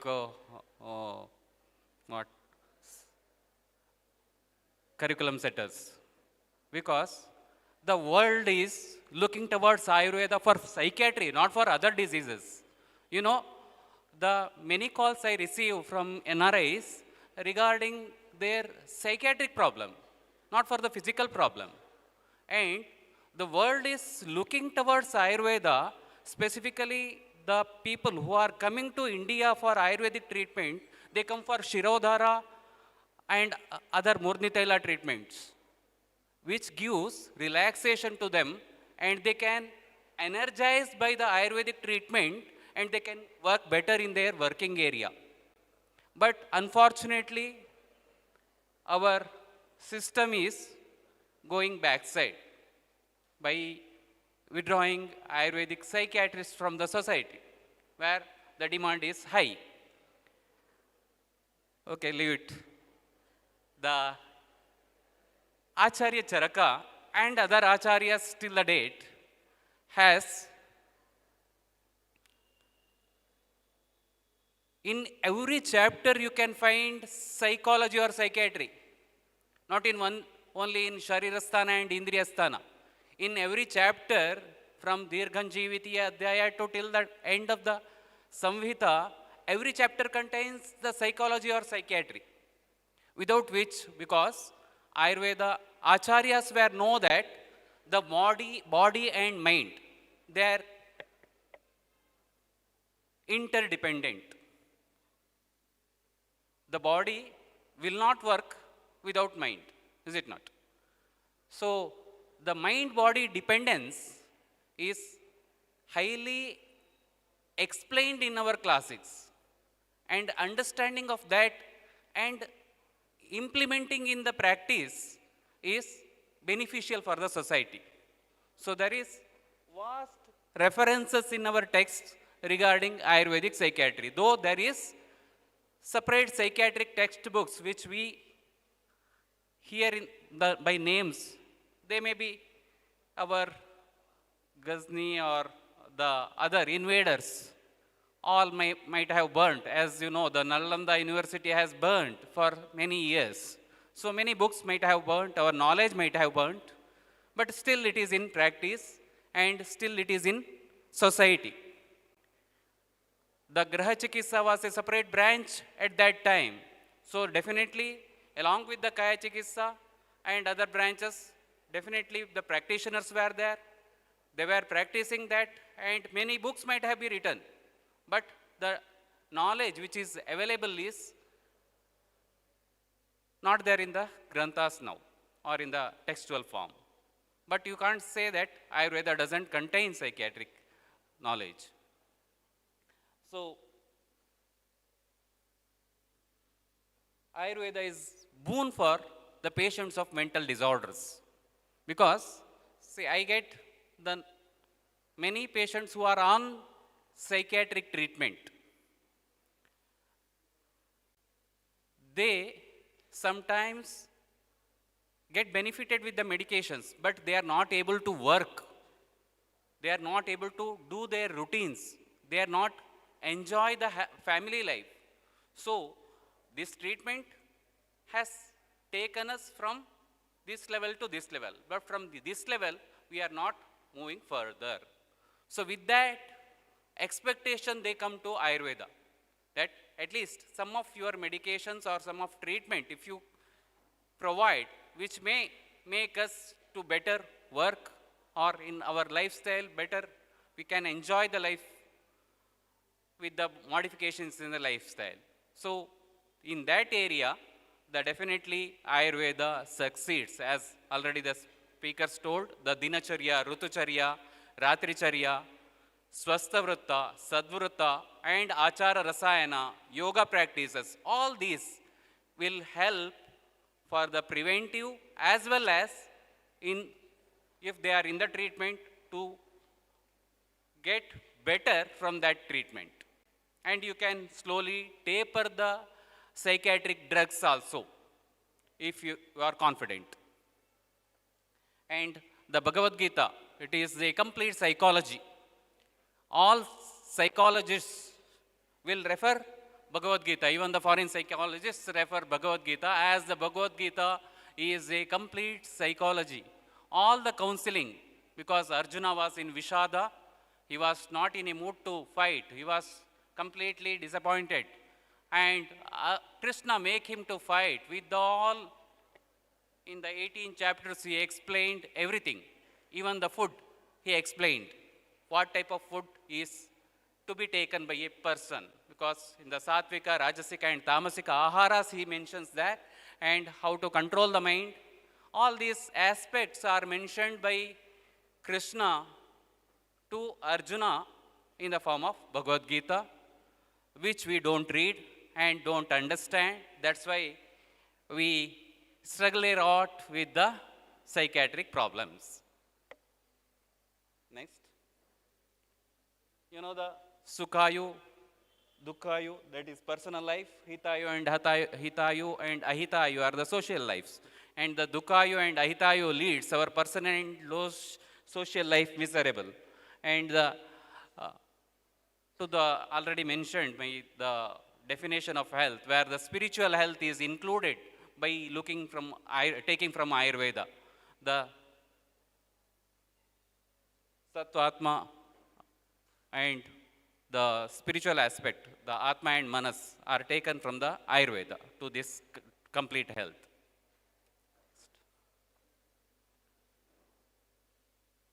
The mental illnesses are classified from the different angles. Before that, as already discussed by Sridhar Bhairi sir, the Hridaya is the seat of Manas. Yes, Hridaya you can, because there is many discussions regarding which Hridaya to be considered, Shiro Hridaya or Hridaya, Uro Hridaya. So here, definitely, as the many acharyas are evident from the many texts, it is the Uro Hridaya which you have to consider as the sthana, because it is the emotional aspects which are related to heart. Because Manas is related to emotions mainly. So heart is related to emotions. Then comes the brain is the functional center or the working area. Next.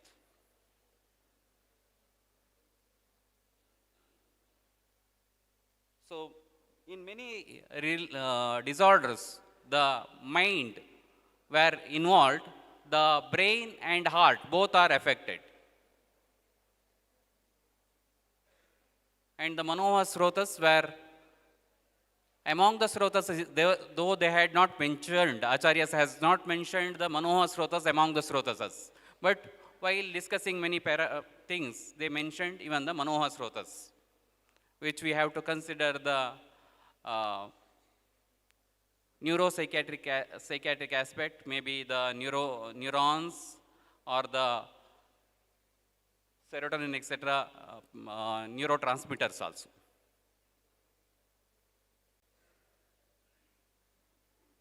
And as they were discussing, the Manasika Rogas are mainly considered from two angles. One is Rajasika Manasika Vikaras and Tamasika Pradhana Vikaras. Rajas and Tamas are the two doshas which are mainly, along with the Sharirika doshas, does the problem. Because sattva never do any problem to the individual. If the sattva increases, the person's life will be good for personal as well as social things. But when the rajas and tamas dominates, then the disorder starts. So sattva, that's why in the chikitsa also, sattva avajaya, to enhance the sattva, the treatments are mentioned. To reduce the rajas and tamas and to enhance the sattva. Sattva can be enhanced by so many medications as well as the sattva avajaya chikitsa therapies. And these are the emotions which we have, and these emotions to be controlled, as they are mentioned as dharaniya vegas also. So these are the emotions which cannot be expressed anywhere. I can't express my anger here. I can't express my desire here, is it not? So these expressions are to be expressed where and when it is required. Then they are considered as manasika bhavas, emotions. But when these expressions or the manasika bhavas are more, when they reach the level, then they will be manasika vikaras. That's why these manasika bhavas are considered as vikaras also. Yeah, next. These are the, that's why they only mentioned as vikaras. So manasika bhavas are the emotions when they are, when and where to be expressed, then only they to be expressed. And if they are expressed in improper ways, or when they reaches the ultimate stages, then they are considered as vikaras. And icha and dvesha are the two categories of manasika vikaras.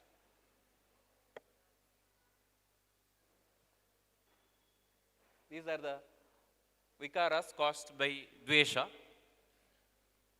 And sharirika and manasika doshas, already they mentioned. The vata, mainly vata is culprit in all the diseases, even the kapha and pitta diseases, specifically in manasika roga, vata is culprit only. Because even the, if you consider vata, kaphaja unmada or pittaja unmada, there also vata has to be considered, because niyanta praneta cha manasaha is vata. And pravartakah cheshtanam uchavachanam indriyanam abhivoda, specifically all the indriyas are related to the controller of indriyas, also vata. So vata has to be considered in all psychiatric conditions for the treatment purpose. So without vata, there won't be any changes in manas, because rajas is the initiator and tamas is the suppressor, and the rajas is dominated by vata or related to vata. So all in the bhaya, shoka that provokes the vata or vice versa, and krodha by pitta, and vishada by kapha as well as vata. Next. And even in the prakriti is also, while explaining prakriti, he mentioned many manasika bhavas. So in vata person, he is wandering here and there more, and kapha person is sitting in the place calm, quiet, like that. So this prakriti and pitta prakriti is krodha, more krodha. So this prakriti also to be considered while assessing or diagnosing a psychiatric patient. And indriya bhavas, in all the nidanas, asatmendriyartha sanyoga, prajnaparada and parinama. These are the three nidanas which all the diseases, atmendriya sanyoga, ahara, vihara, everything comes. And prajnaparada, that also, it includes everything where knowingly person does involves in all these. So when the dhriti and smriti, these the components of the mind or the cognitive components are impaired, person involves in all the unhealthy activities which leads to disease. So that's why in all the sharirika as well as manasika to consider, I consider the diseases are all sharira manasika. There is no only manasika or only sharirika vikaras. All vikaras are sharira manasika. That's why ahara, vihara are mentioned as the primary causative factors for all the diseases. It may be unmada or jvara or amla pitta or rakta pitta or gulma. For all these disorders, the sharirika as well as manasika bhavas are mentioned as the causative factors. That's why. So all these indriya bhavas, that is related to pancha jnanendriya as well as manas, and the next, all these are related to asatmendriyartha sanyoga, prajnaparada and parinama. We will discuss that later. And as I mentioned, manasa roga, the long affliction with manasa vikara, manasa bhava may lead to manasa roga. Indulging in kama or krodha or lobha for long time may lead to the manifestation of vikara and roga also. As mentioned, bhaya, trasa, shokehi, unmada. Long time bhaya, the continuous bhaya may lead to unmada, vataja unmada. Long time trasa, by fearful situation, may lead to pittaja unmada. Long time shoka, dainya, dinavastha, may lead to kafaja unmada, manifestation of. So all these manasika vikaras may lead to manifestation of manasa rogas in the long term if they are suffering from this for longer period. Okay. So all these are the manasa rogas are considered as psychiatric illnesses. So many people ask, does Ayurveda have psychiatry or psychiatric mentioning? So the Ayurveda mentions many of the diseases, that is unmada, doshaja unmada 3, sanipataja unmada and agantoja unmada n number, because at that time only the Charaka mentioned 8, Sushruta mentioned 8, Vagbhata mentioned 18, Harita mentioned 10, like that the number were vary. And he mentions that even for the bhutonmada or grahonmada, anything, even the person who is continuously chatting with the mobile, you can name him as Charaduravani unmada or like anything. So there only the Kushma, many diseases named according to the persons what he or they were doing, by seeing that, comparing that, the naming was done. So at that period itself, the naming was done with considering all this. So that's why agantojo unmada n numbers. It is countless. Okay. And apasmara. Apasmara again 4. Again agantoja apasmara also included by some. And yosha apasmara, which is very common in the pre or perpural period. That is post-perpural psychosis, what we call. Yosha apasmara is very common and can be successfully treated by Ayurveda medications. And atatva abhinivesha. Every time you open the mobile, so Rummy advertisement comes and he mentions that idu ಗೀಳಾಗಿ ಪರಿವರ್ತಿಸಬಹುದು. Is it not? ಇದು ನಿಮಗೆ ಗೀಳುತನವನ್ನು ತರಬಹುದು. That means you may be a OCD patient in the future days. They like in the your cigarette packets they write, no, it is injurious to your health. In the same way, there also he mentions, he himself tells the diagnosis also, you may end in OCD. ಗೀಳಾಗಿ ಪರಿವರ್ತನೆಗೊಳ್ಳಬಹುದು. So be careful. So, and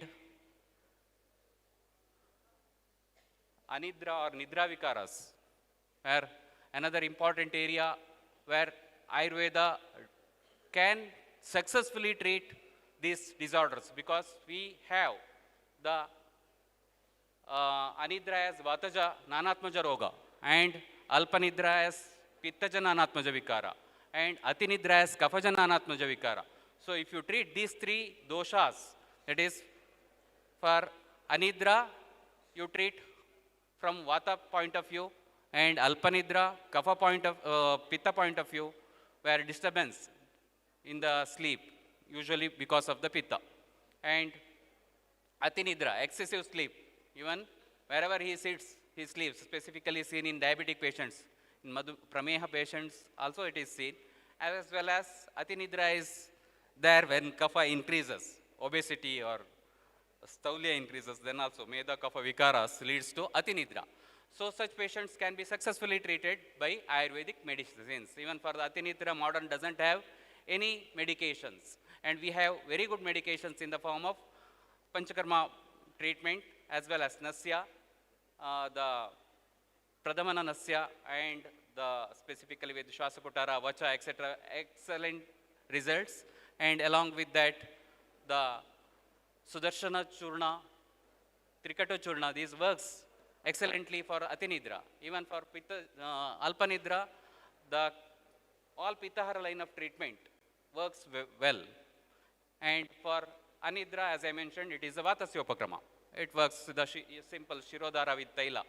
And for alpanidra, shirodhara with the kshira, it works excellently. So with these simple medications or treatments, you can treat all these kind of nidra vikaras. And brahma, murcha, sannyasa, all these can also be treated very well with the Ayurvedic management. Madatya is another important area where you can successfully treat all type of addictions, starting from common alcohol, and this area it is very common, the tobacco addictions and the ganja and other drug addictions, where and the nowadays common is mobile addictions. These can be successfully treated with our medications as well as the sattva vajaya chikitsa. So the other area is chittodvega and vishada. It is, as already my friend discussed, the neurotic disorders, we call it them as chittodvega and vishada, that is mild to moderate depression, and severe depression comes under kafaja unmada. These can be very well treated from the Ayurvedic point of view. Yeah, next. So another common nidana for mental disorders is istasya alabhat and labhat anistasya. So nowadays it is very common, the 50% of marriages ends in divorces because of this istasya alabhat. They have some set of mindset that this should be my partner, maybe male or female. But what they get is labhat anistasya, maybe in the form of love or the arranged, in both. When the labhat anistasya, that ends in divorce. Okay, but here also there is a common example I had given, and many such things. The istasya labhat, istasya anistasya labha lead to many such mental disorders. And one of the prime factor for all manasika rogas is alpasattva, as already discussed by the previous speakers. Alpasattva and madhyama sattva, pravarasattva. Pravarasattva definitely never get affected with any sort of mental disturbances, but madhyama sattva may. But our sattva is the target person for all sort of mental disorders. Next.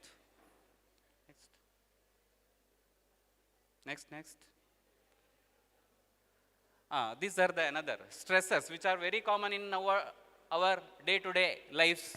These stressors may lead to, that is, major life events, physical environment, working environment, social interactions, and daily hassles. All these may lead to stress, and stress is the one important factor which leads to so many mental problems, and the any sort of stress may lead to suicide also. So you can't ignore the stress, or you can't say, because when the mind takes decisions, nobody knows, and even the psychiatrist can't assess when your mind is takes decisions or when it gives hand. Because a simple decision, okay, this life is enough, that will end in suicide. Okay, so that's why mana is mentioned as ati sukshma as well as ati sthula also, because of the mind only we are here, because of the mind only we are doing the work. It is the body which is doing because of the mind only. All the actions are because of the mind. If the mind is not proper, then what we call is the diseased mind or psychiatric disorders. So, but even the schizophrenic or the maniac patients, they are normal to them. If you ask them, ನೀನು ಹುಚ್ಚನ ಅಂತ ಕೇಳಿದ್ರೆ ನಾನಲ್ಲ ನೀನೇ ಹುಚ್ಚ ಅಂತ ಹೇಳ್ತಾರೆ ಅವರು. Is it not? So for them it is normal. You can't consider them as abnormal. We have to consider them abnormal because of the society. Because for them they are many, those who are wandering in the bus stands, in the roads, they won't harm to others. So they are normal to them. But by seeing their dress, by their what they eat from the dustbins, etc., we consider them as abnormal people. Is it not? Otherwise, we are more abnormal than them, because our mind fluctuates, our mind disturbances are more than them. So we are more abnormal than them. So these are the stresses which we come across every day in the life, and which may lead to, see, you can't say, ಅಷ್ಟು ಸಣ್ಣ simple ಇದಕ್ಕೆ ಅವನು decision ತಗೊಂಡನಲ್ವಾ, ಅವನ life end ಮಾಡ್ಕೊಂಡಲ್ವ. You can't say, because that particular stressor may be very big to him. You can't decide this is small, this is big when it comes to mind. Okay, from the mental point of considering, you can't consider this is very small. For 1,000, 2,000 rupees or 10,000 rupees loan, he hanged himself. 10,000 ಒಂದು ಆತ್ಮಹತ್ಯೆ ಮಾಡ್ಕೋಬೇಕಿತ್ತ. We can ask many times, is it not? But for him, he may have considered it different angles. His mind considered it from different angles. We can't say why because the mind is such a complex phenomena. Even our acharyas tried to understand maximum, and even the modern is struggling to understand the mind. So it is such a complex organ in the body, because all other organs functions we understood from the modern point of view, but still they are not able to understand the mind. Okay, so all these events that may end the life or lead to any sort of disorder. It is not this particular lead to unmada, this particular lead to adattvabhinivesha, this particular lead to vishada, this particular lead to chittodvega. No. These stressors or nidanas, causative factors, may lead to any disease in the human beings. It is not particularly this particular causative factor leads to unmada, or this particular causative factor leads to atattvabhinivesha. They considered some of the factors and also added ityadi or etc. also. That's why any causative factors may lead to any form of disease manifestation in the individuals. So these are the Indriyartha Asanyoga, unsuitable object of sense and conjugations. This. So these are the Atiyoga, Ayoga and Mithya Yoga of Manas. The excessive Chintana, excessive Vichara, excessive Uha, Dhyeya, these are seen in psychiatric conditions. And the Mithya Yoga is experience of Bhaya, Dukkha, Krodha, Lobha, Moha, Irshya, Mada, Brahma, etc. This is also seen as a delusion in the many diseases. And non-practicing of Chintana, specifically seen in Kafajonmadas, they never think of anything. They totally, some people also there, they are not bothered about anything. So, ತಲೆ ಮೇಲೆ ಬಂಡೆ ಬಿದ್ದರೂ ಅವರೇನು ಅಲ್ಲಾಡಲ್ಲ ಅಂತ ಹೇಳ್ತಾರಲ್ಲ ಆ ಥರ. Some people they won't bother about any family or other stresses. So that is ಅಯೋಗ ಆಫ್ ಚಿಂತನ ಆರ್ ವಿಚಾರ etcetera. That also problematic. And all culprits are related to our own. That is ಪ್ರಜ್ಞಾ ಅಪರಾಧ. knowingly doing the wrong things is main causative factors for all the diseases, especially for manasika vikaras, manasika rogas. Sarva dosha prakopanam. Sarva dosha includes rajas tamas also. Vata pitta kapha and rajas tamas. Okay, because sattva is not dosha. Sattva is only guna. Yeah, next. Next. As already mentioned, dhi, dhriti and smriti. Next. Dhi, that is samam buddhihi pashyati, the mind or the buddhi component that decides this is normal or abnormal, this to be done or done, not done. So when this is impaired, leads to formation of diseases. Next, dhi, dhriti and smriti, these are the three important components of the mind which makes our life sukha or dukkha, hita or ahita. So in the dhriti, he explained, it is the controller of the manas. Dhriti is controller. Along with the vata, the mind itself controls its functions. So from the controlling from ahita arthas, all the nidhanas, if the mind has to control itself, then the dhriti should be normal. When the dhriti is normal, then you won't indulge in ahita arthas. So it does the niyamana, controlling of the mind.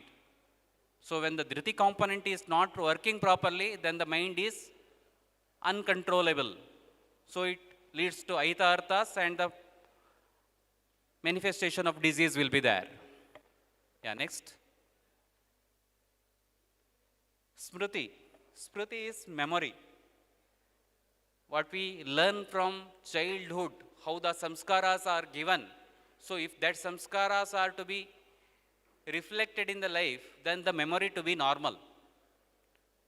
Okay, when that is not there, then the memory part will gives a hand. And this smriti is another important factor. It is from the disease point of view also. In many psychiatric diseases, the smriti is not there. But even not only from the psychiatric point of consideration, even from the many head injuries lead to the smriti impairment. The many surgery of the brain, specifically the brain's tumor surgeries, may hamper the smriti. Okay, this. And in the old age, it is very common, the recent and immediate memory are impaired. And they remember what at their 10 year of age or 15 year of age, what they did. Everything they remember, but what I ate and with whom I spoke and who is this person, they won't remember. Even they are not able to recognize their own grandparents, and later even the children also.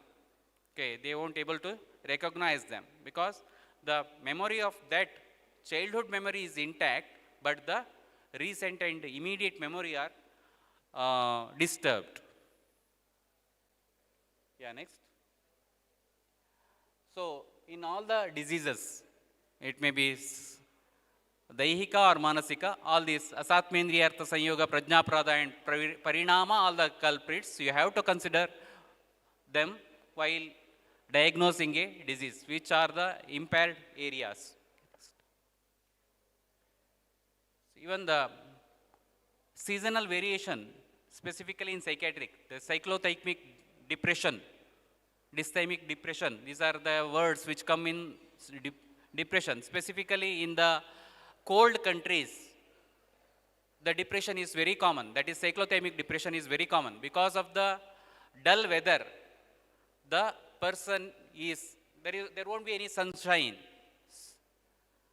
There completely cold weather, or even when it goes to minus, then usually mind also become minus. Okay, so mind becomes to be active, even the sun is required. Because in the tama, when it is more, mind also become minus. So when sun comes, then mind becomes more active. Though the niyanta of, or the chandrama manaso jataha, the mind is mentioned in related to Chandra, lunar.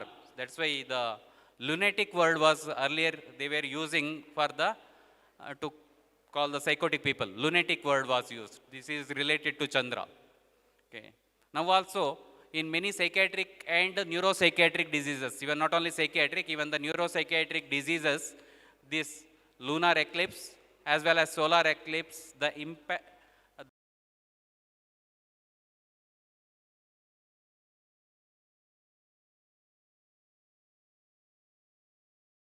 we know that the Chandra and Manas are, the god of Manas is Chandra. That's why there is relationship between Manas and Chandra, and that's why all these, the lunar and other eclipses affect the mind, and even the days. Even if you study the schizophrenic or other psychiatric patients, as the Chandras, the towards no moon day, the symptoms increases, and as they go towards the new moon day, then also symptoms increases. So such variations in the symptoms are seen along with the Chandra's positions also.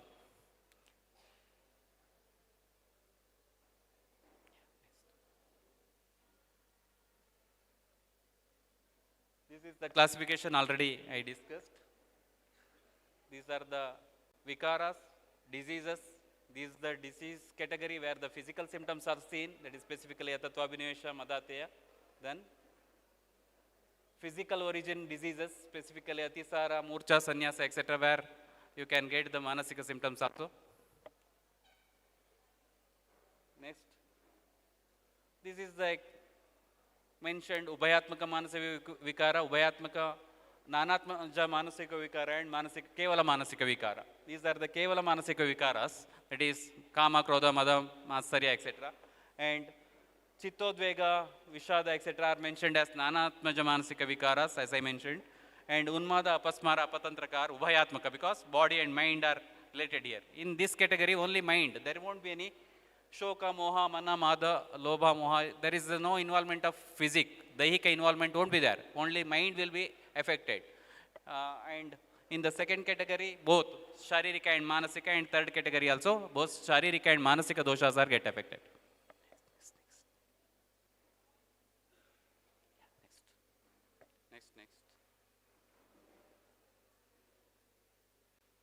Next.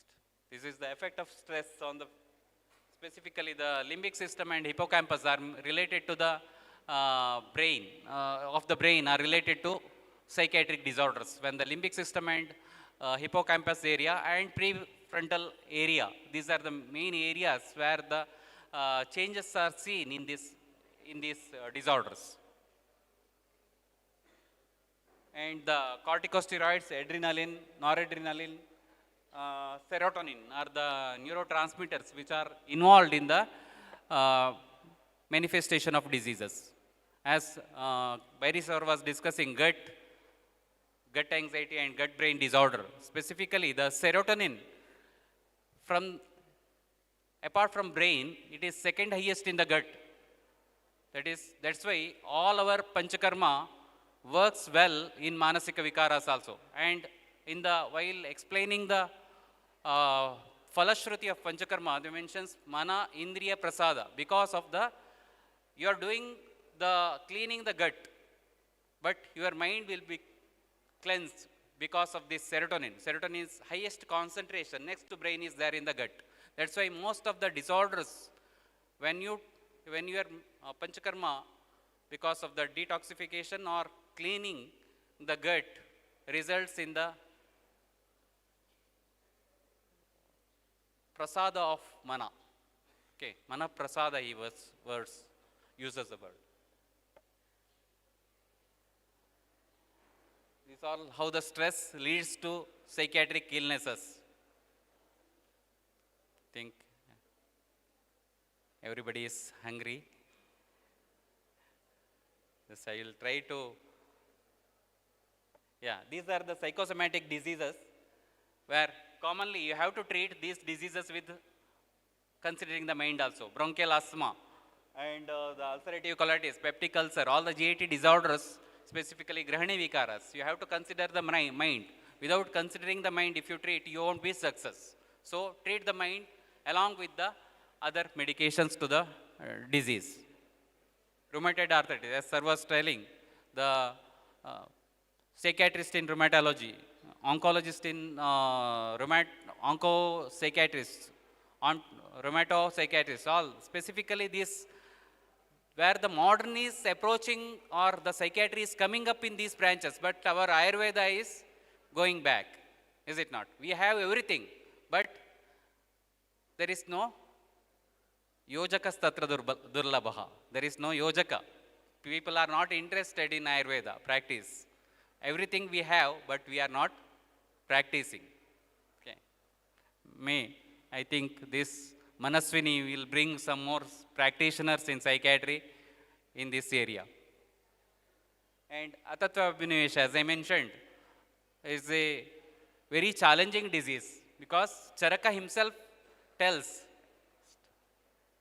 Atattva Abhinivesha as Mahagada. Eka eva Mahagada, he mentions. There is no Unmada or Apasmara or Grahani Gulma as Mahagada. He mentions Eka eva Mahagada is Atattva Abhinivesha because this is challenging to the modern people also. The OCD, even in I think in the Neman's OCD, OPD is there. It is challenging to them. The treating OCD is difficult than treating schizophrenia and other mania or bipolar disorders because the symptoms of OCD, it doesn't respond to any medications. Even we also face very difficult in the management of OCD, Atattva Abhinivesha, because they are immersed. It is not just they are thinking, they are Abhinivesha, they are already immersed in that false beliefs, false thinking, and they are compulsive activities for that. Many only obsessions are there, many false obsessions. You can't imagine what obsession comes to an individual's mind. Such obsessions, doubtful nature, or assumptions, false assumptions, all these, literally they are sinking in that. And the coming out of that is very difficult. May our Panchakarma is helpful, that is specifically the Sneha, specifically the Sneha, because as I mentioned, is a thought process, mainly Vata is more culprit in this OCD also. And activities related to Vata only, all chestas are related to Vata. That's why the Vatasya Upakrama are mainly helpful in this. And along with that, counseling and medications like Brahmi Swarasa and Panchagavya Gruta he mentioned. Brahmi Swarasa and Panchagavya Grutam Udaharatam. Specifically, these highly effective, these two medications in OCD. Brahmi Grita mixed with Brahmi Swarsa mixed with Panchagavya Grita. And the other Medhya Rasayanas also helpful, specifically Ashwagandha, Shatavari combinations, then Yestimadu, Guduchi, Manduka Parniswarasa. These are helpful in the management of OCD as single drugs also. Next.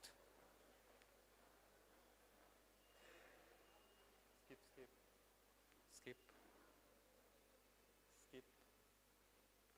Go to Unmada next. Directly.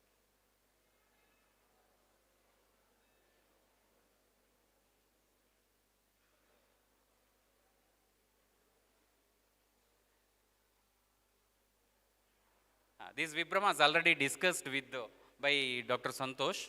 All the 8 Vibhamas. See, if you properly understand these Vibhamas, because go to the start Vibhrama, Mano Vibhrama.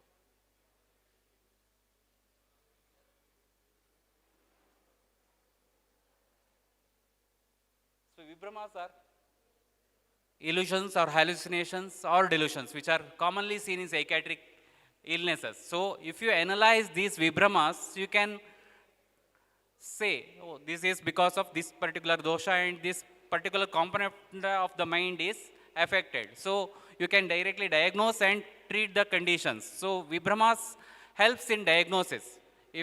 And these Vibhamas may exhibit as a single entity also in some of the conditions, specifically Achara Vibhrama, Chesta Vibhrama. They are the repercussion of Mano, Buddhi and Samjnana Vibhamas. See, first 4, Mano, Buddhi, Samjnana and Samjnana Vibhrama, these leads to the other 5 Vibhamas. See, Bhakti Vibhrama, if the person is not interested, then you can say the Manas is also affected. And Chesta Vibhrama, Buddhi is also affected, like that. So these Vibhamas are Mano, Buddhi and Samjnana released to other Vibhamas also. Next.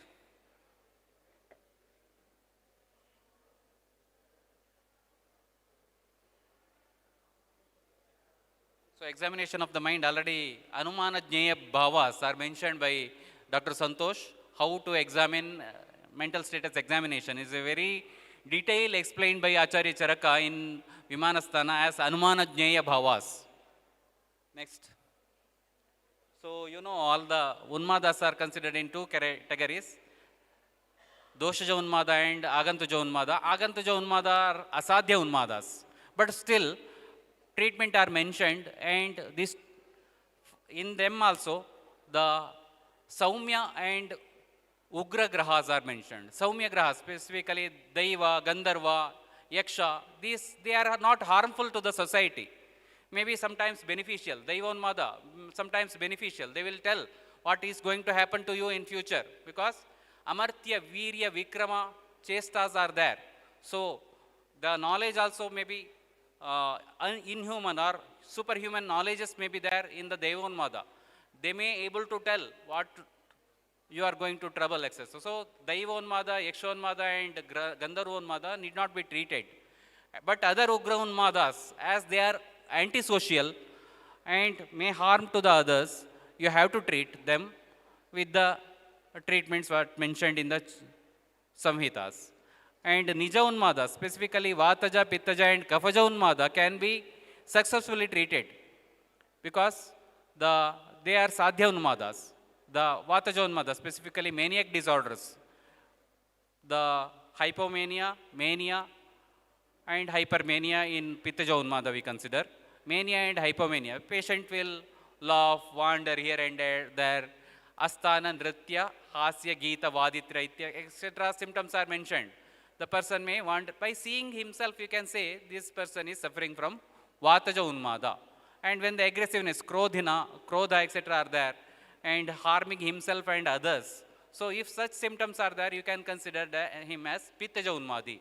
And sitting idle in a place and not doing any activities and not interested in any Bhakti, Chesta, Vibhramsha are there, not doing anything of these, then you can consider him as Kafaja Unmadi. And Sanipataja Unmada, once again, it is incurable. All the mixed symptoms are there. You can correlate them with the schizophrenia or other major psychiatric diseases like bipolar mood disorder 2 one is related to Vataja Unmada. So considering the severity and symptoms, the chronicity and severity, you can treat these conditions very well. And all these doshaja unmadas, vataja, pittaja, kafaja, with proper diagnosis and treatment, the person will be 100% treated and get benefited. Because I had treated successfully many such patients where they are very normal now and leading very normal life. Some 20 years back, I had treated a lady who was at her 16 years of age, and she came with the different kind of ornaments putting in the head and wearing some dresses, laughing. Very joyful lady of 16 years she came, and the patient's parents came with her, and she was suddenly changed her all these behaviors in some 1 month, and they first go to the temples because it is a gali tagirbeku, gali sonko, etc. They consider and they go to the temple, and the patient was not normal. So they brought to me, and I treated considering it as Vataja Unmada. By simple, the Snehapana itself, 50% of her symptoms were reduced. Okay, she was very normal when she moved out of our hospital. Okay, she was 100% normal when she moved out of our hospital. That is, in if maybe some 15 days treatment, the lady was complete all right, and now she is married and having 2 children. Normally she is leading the life. So that is what the example. See, if you diagnose properly, you can treat well and the person becomes completely all right. And such several examples I can quote where these Vataja, Pittaja and Kafaja Unmada are treated. Okay. Yeah, next, go to the treatment aspect. These are all clinical aspects. You can see them in the classics, how they can be interpreted.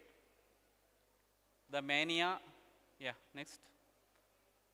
Depression, bipolar mood disorders. This specifically, yeah, this is the comparison. Specifically, the delirious mania is hypomania, BMD. This can be considered for the Vataja Unmada, and schizophrenia, if considered for the longer period, then it may be schizophrenia, which is incurable. Even the doshaja unmadas, he mentions that after 1 year, they become incurable. That's where you have to consider the schizophrenia, because schizophrenia is incurable. After 1 year, if the patient still it is not normal, maybe by Ayurvedic or modern medications, he should be normal in doshaja unmadas. And if still he is not normal, means either it is a asadhya unmada or sanipataja unmada. Okay? Yeah, next. The pittaja unmada. The person is amarsha samrambha, atidravana, santarjana, etc. symptoms.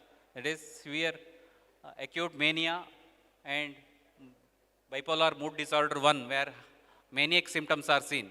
And schizophrenia once again, when the patient is chronic. Next. Kafaja Unmada, specifically bipolar mood disorder 2 and depression. And delusional mania and delirious mania also seen, can be considered. But schizophrenia once again, when the patient is chronic or not cured by any treatment. Yeah, next. Sannipataja Unmada, as mentioned, it is schizophrenia only. You have to consider schizophrenia only here. But whenever the schizophrenia is diagnosed, it is the final, it should be a final, because if you mention it as schizophrenia, there is no cure, only you can manage. That's why don't make it as first diagnosis. Schizophrenia always should be last diagnosis of a psychiatrist, because all other conditions are treatable conditions. So if you mention it as schizophrenia by any psychiatrist, so the others also consider it as, oh, this is schizophrenia, cannot be treated. So their thinking also will be varying. So don't write schizophrenia as the first diagnosis or in the first meeting itself. Maybe in the successive consultations, you can consider as schizophrenia, or if it is not responding to any medications. And treatment, as I mentioned, the Dravyabhuta and Adravyabhuta Chikitsa is mainly considered here. And Dravyabhuta, you know, all the Yuktivapashraya Chikitsa, and Adravyabhuta, Dayavapashraya and Sattvavajaya Chikitsa. Specifically, Dayavapashraya Chikitsa is the first line of, it should be first line of treatment for all the diseases. Because, you know, the Dayavapashraya, you don't know, it's extension.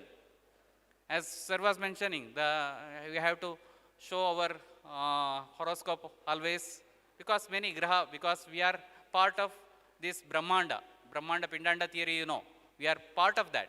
So definitely they will affect us, because everything is made from that only. So the mind also affects, the body also affects.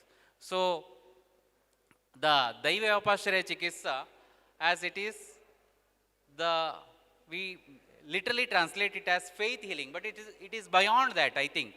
It is because many diseases which are not responded to the Yuktivapashraya Chikitsa have successfully treated by Dayavapashraya Chikitsa. Maybe Bali, Homam, mantra. These mantras, they are having amorphous results. You can't say this particular mantra is limited this effect only. So that mantra, Havana, Homas, Puja, Bali, all these have the amorphous results. That's why the Dayavapashraya Chikitsa, even wherever they are not responding to the Yuktivapashraya, the Dayavapashraya Chikitsa takes the lead. Even many cancer patients, they are treated by Dayavapashraya Chikitsa. Many the patients who are not having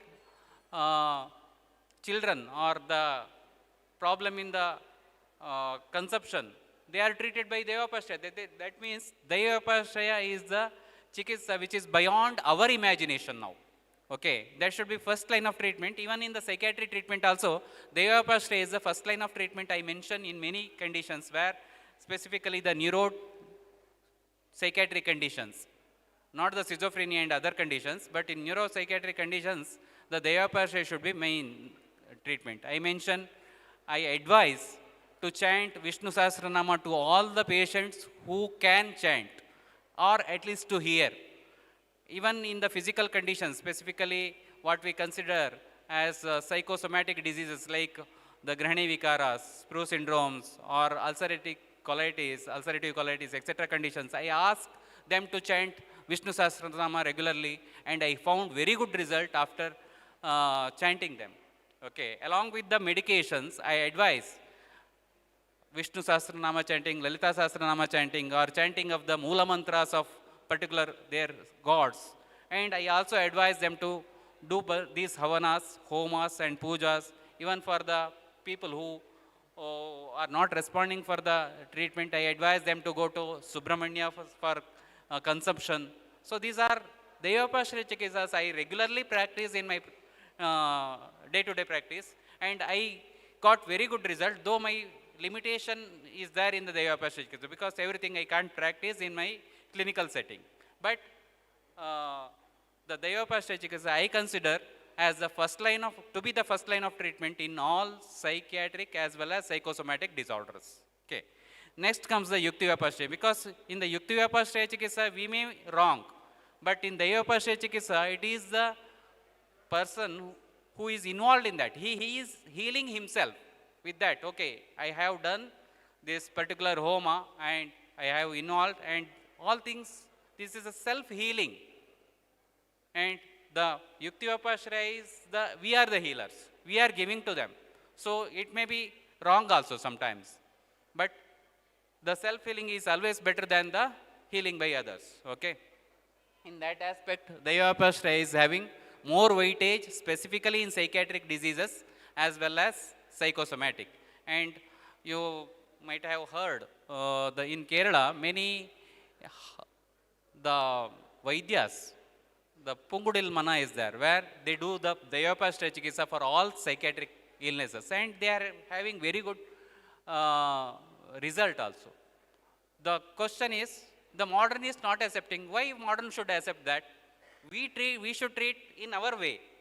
Okay, we are not here to, this modern should obey us or oblige us. We are not here to oblige them. We are here to treat from our angle, and we are here to uplift the Ayurveda and also to for the benefit of the society. Okay. See, the many foreigners are coming and doing Homa Havanas here. Why they come? They are not having belief. If it is the belief system only, then they are not believing that, but they are getting good results. So it is beyond the belief system. The self-healing is there in the Dayapashraya Chikitsa. So all, and even specifically in the Kafaja Unmadas or depressive disorders, we advise them to go to change the place. It is very common, even the modern psychiatrist tells. Why they tell to change? That is either Pranipata Gamana, going to the pilgrimage, or to other places we advise. That gives good result, because the change of place changes the mindset, the person's activity may change. So all these results in the treating the condition. So all this, the whatever mentioned in Dayapashraya Chikitsa are 100% result oriented only. They are not simply mentioned. They have, the Rishis have does the research, Rishyarcha. Rishis have done their own researches, and they had given this is best to you and adopt it. But we are not having faith in them. That's why we are not adapting that. Because, you know, the simple example of gems, all these Ratnas are having particular effect. Everybody cannot wear diamond, though you are billionaire. Everybody cannot wear ruby, though you are having the money to purchase that.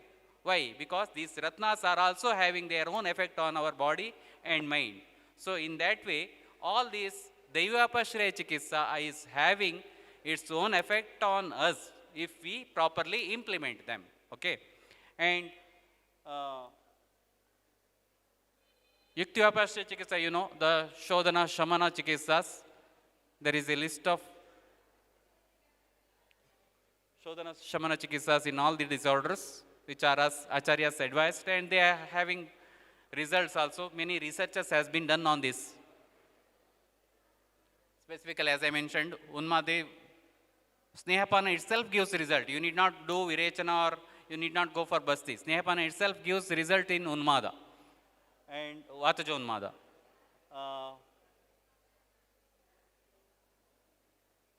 And Kapha Pitta Unmada also, Vamana Virechana. Vamana followed by Virechana in Kafaja as well as Pittaja Unmadas. Nirobasti and Shiro Virechana followed by these. So all these treatment modalities, if you use or if you utilize them in proper way, definitely they are giving good results. It is not that I used Basti and not given. So maybe you are wrong in using this. You had not properly diagnosed, analyzed the doshas and using. Okay, or you have not used proper medications for that. So in that way, you should not blame the acharyas. Instead of, you should uplift your knowledge in this area. So these are the Atyeka Chikitsa which is needed in the Unmadas. Specifically, Bandhana we do in the Unmada, because wandering, etc. is more. They won't sit in a place. Even in the Pittaja Unmada, very aggressive. So there also Bandhana is done with the cloth only we do. Not using any chains, etc., which are banned now. Yeah, next. In the Pittaja Unmada also, Sadhya Virechana. If the aggressive patient comes, usually we give some Ichha Bedirasa 1 or 2. So I remember one patient who was diagnosed as bipolar disorder 1. Always, whenever she used to get aggressiveness, her husband, still the patient is there, and her husband, I advised him to just put one Ichha Bedirasa in the food, and some 3-4 Vegas will be there, and she will be all right. This he practices since some 15 years, because bipolar mood disorder 1 properly not treated at that time, and she was on medications, but still this aggravation was there, is there, and whenever that Ichha Bedirasa 1 or tablet, 2 tablets he puts, she will be all right. This he is practicing since more than 15 years. because I advised it some 15 years back to him. You just put 1 or 2 tablets and she will be all right. And he is practicing that since then. And she is all right also. And in the Kafaja Unmada, and in all Unmadas, the Snehapana is usually we do the Prabhuta Matra Snehana. That is some more than usual. Usually some 200 to 250 ml you go for, you will do in the end. But in Unmada, patient will take up to 450, 500 ml. That is what Prabhuta Snehapata. We usually advise some up to 400 to 500 ml of Snehapana at the last day. That is the Prabhuta Matra what we give in all Unmadas, and it is give excellent results. Yeah, next. These are the other treatments which we do, specifically Dhupana, Nasya, that is everyday Pratimarsha Nasya as well as Dhupana will help to calm the mind. These are the Dravya Bhuta Chikitsas according to the need we do in the treatment. Specifically, beating we nowadays is banned, but frightening is there. We call the police, the attender with the stick, and tying we, as you see here, tying is done here. The other, all other treatments, counseling, we do in the sessions. And all these are the rasaushadis which we use in the practice. Yeah, Kalviya Rasayanas. This Bhuta Bhairava Rasa, Bhutankusha Rasa, Sanda Bhairava Rasa. Unmada Gajakesari is very commonly used. Unmada Gajankusha is very effective. And Smriti Sagar Rasa, as well as Brihat Kasturi Bhairava Rasa, Brihat Vata Chintamani. And in Pittaja Unmadas, Suvarna Sutshekar Rasa, Pravala Panchamrita with Mukta, Kamaduga with Mukta, which gives a very good result. And Manasa Mitravati, as Santosh already mentioned, it is not the first line of treatment choice in all the diseases. Along with this, we advise when the Mano Vibhrama is more, then the Manasa Mitravati is effective. Okay. Not in the other Chesta Vibhramas, etc. Manasa Mitravati is effective. And the Mano Vibhrama, thinking, etc. are more neurotic conditions is there, then the Manasa Mitravati is effective. Otherwise, these are more effective than the Manasa Mitravati in these conditions. And Saraswatarista, once again, is more effective in Smriti Vikaras. Whenever the Smriti Hasa, etc. are there in children or even in the patients, the Saraswatarista is effective. It is not the Manasa Mitravati and Saraswatarista are the two things which are there in psychiatry.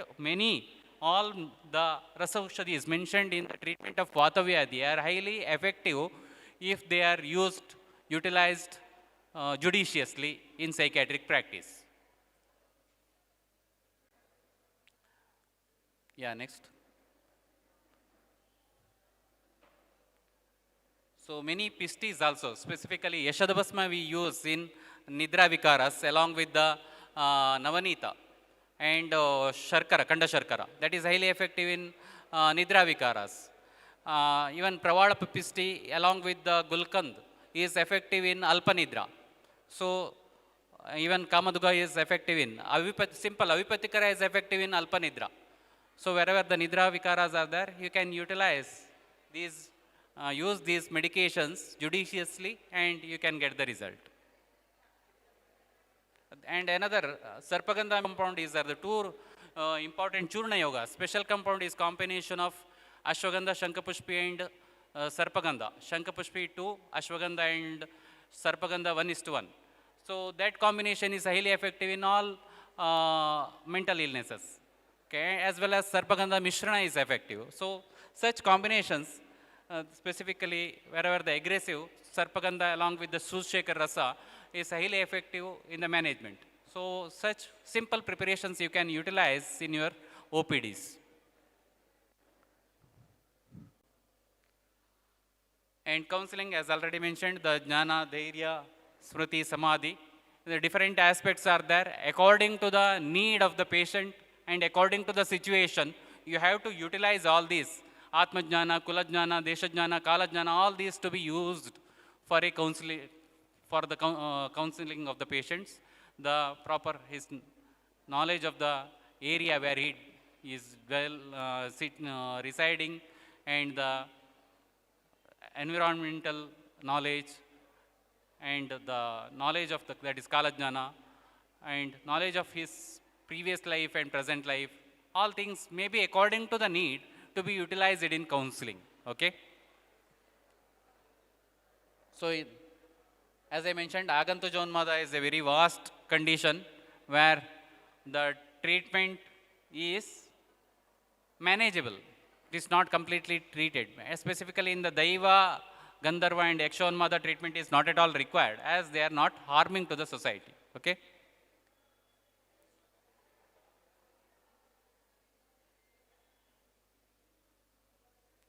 Go to the last, thank you, slide.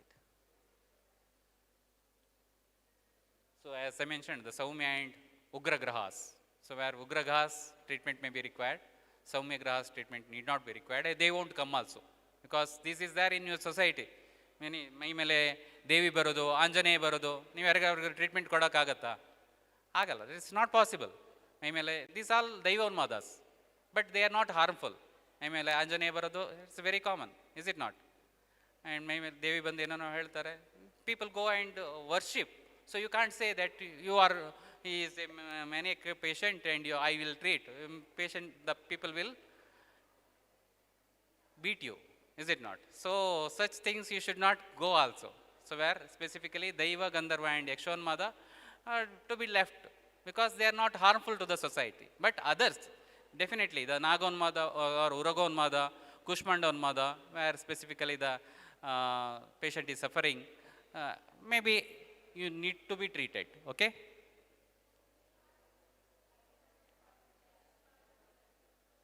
Go to the last slide.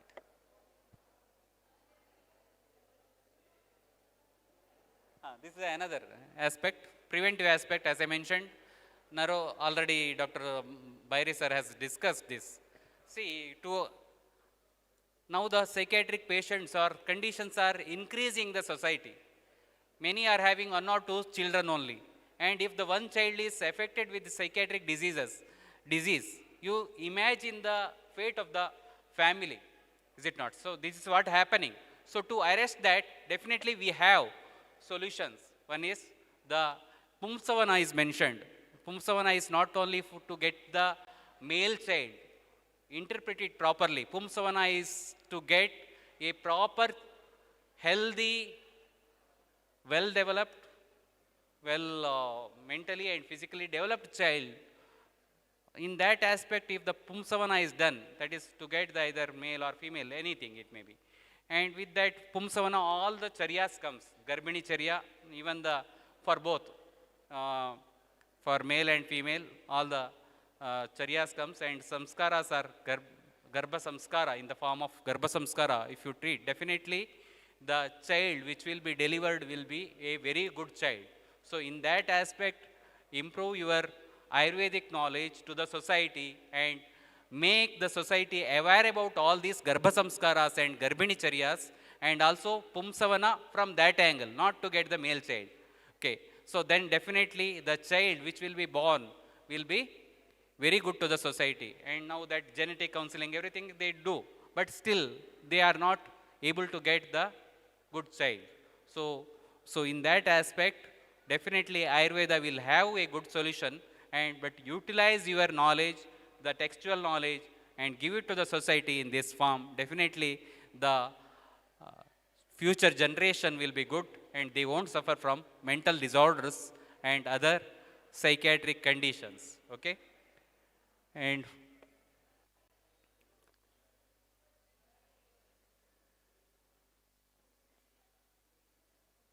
Patya, as I mentioned, Satvika, Rajasika and Tamasika aharas.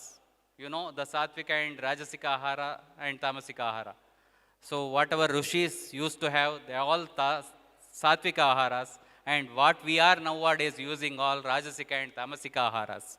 So I always, whenever I start, it may be the treatment to psychiatric patient or other patients, I advise them to stop non-vegetarian food completely till my treatment stops. Okay, this is the first condition which I put to my patients. That's why many patients ask after some 15 or 1 month, can we start non-veg? They ask. But I will tell when you have to start. So in that angle, because the modern doesn't speaks about food. But we have, because whatever we eat, that affects our mind. Tanmana Bunjita and Annam Brahmeti Vijana, these concepts are there. Whatever we eat, accordingly our mind will be there. So, Satvika Ahara, specifically, the fruits and vegetables and the Anna and all the products of cows, we advise in the food, and that along with the medications and other counseling sections definitely will give good result. And I totally avoid Rajasika, eating outside all the foods, and Tamasika Aharas, the packed food, yesterday's for food, yesterday's or months ago food, all the packed foods I avoid. That's why the patient will get good result also. So ahara is most important in the, along with the treatment. So patya to be followed. And I advise that I mentioned the yoga, pranayama daily to the patients, along with the, if they are able to do walking, etc., or some sort of vyayama, if they are able to, even for the physical conditions also I advise vyayama every day, at least whatever the capacity they do, I advise them to do. Okay. So with this, definitely all sort of psychiatric conditions, as I mentioned, the anxiety disorders, stress disorders, occupational disorders, alcohol addictions, withdrawal, and all the psychotic disorders, maniac disorders, definitely you can help. I can't say all can be treated with Ayurveda, but definitely you can help them to lead a very good life. Okay. So with this, I thank the organizers for giving me an opportunity to share my views in the Ayurvedic psychiatric management. And I congratulate the organizers for taking such an useful topic to the society, but still a daring step has been taken by the organizers, specifically Dr. Santosh Belavadi, my friend, as well as the Shetter sir and others. Because as I mentioned, the Ayurvedic psychiatry is the neglected area now, but at least if some things has gone into your mind, definitely the days will be good to the society. In this way, in this angle, I thank all the organizers and speakers also, Dr. Bairi sir and Dr. Santosh and Dr. Who has exchanged their knowledge here, and I thank all the delegates for hearing me in this crucial period of burning abdomen. Thank you, Ananda. Thank you, sir, for elaboratively explaining the psychiatric disorders. Now the session is open for the discussion. If any queries, I request the delegates to pass on the chits. It's an immense pleasure to honor you, sir. I request Dr. S.N. Belvedi, sir, Dr. Shetter, sir, and Dr. S.K. Hiremat, sir, to felicitate our resource person, Dr. Narayan Prasad, sir. I request Dr. Narayan Prasad, sir. Narayan Prakash, sir, I'm sorry, sir. The questions will be asked after the felicitation.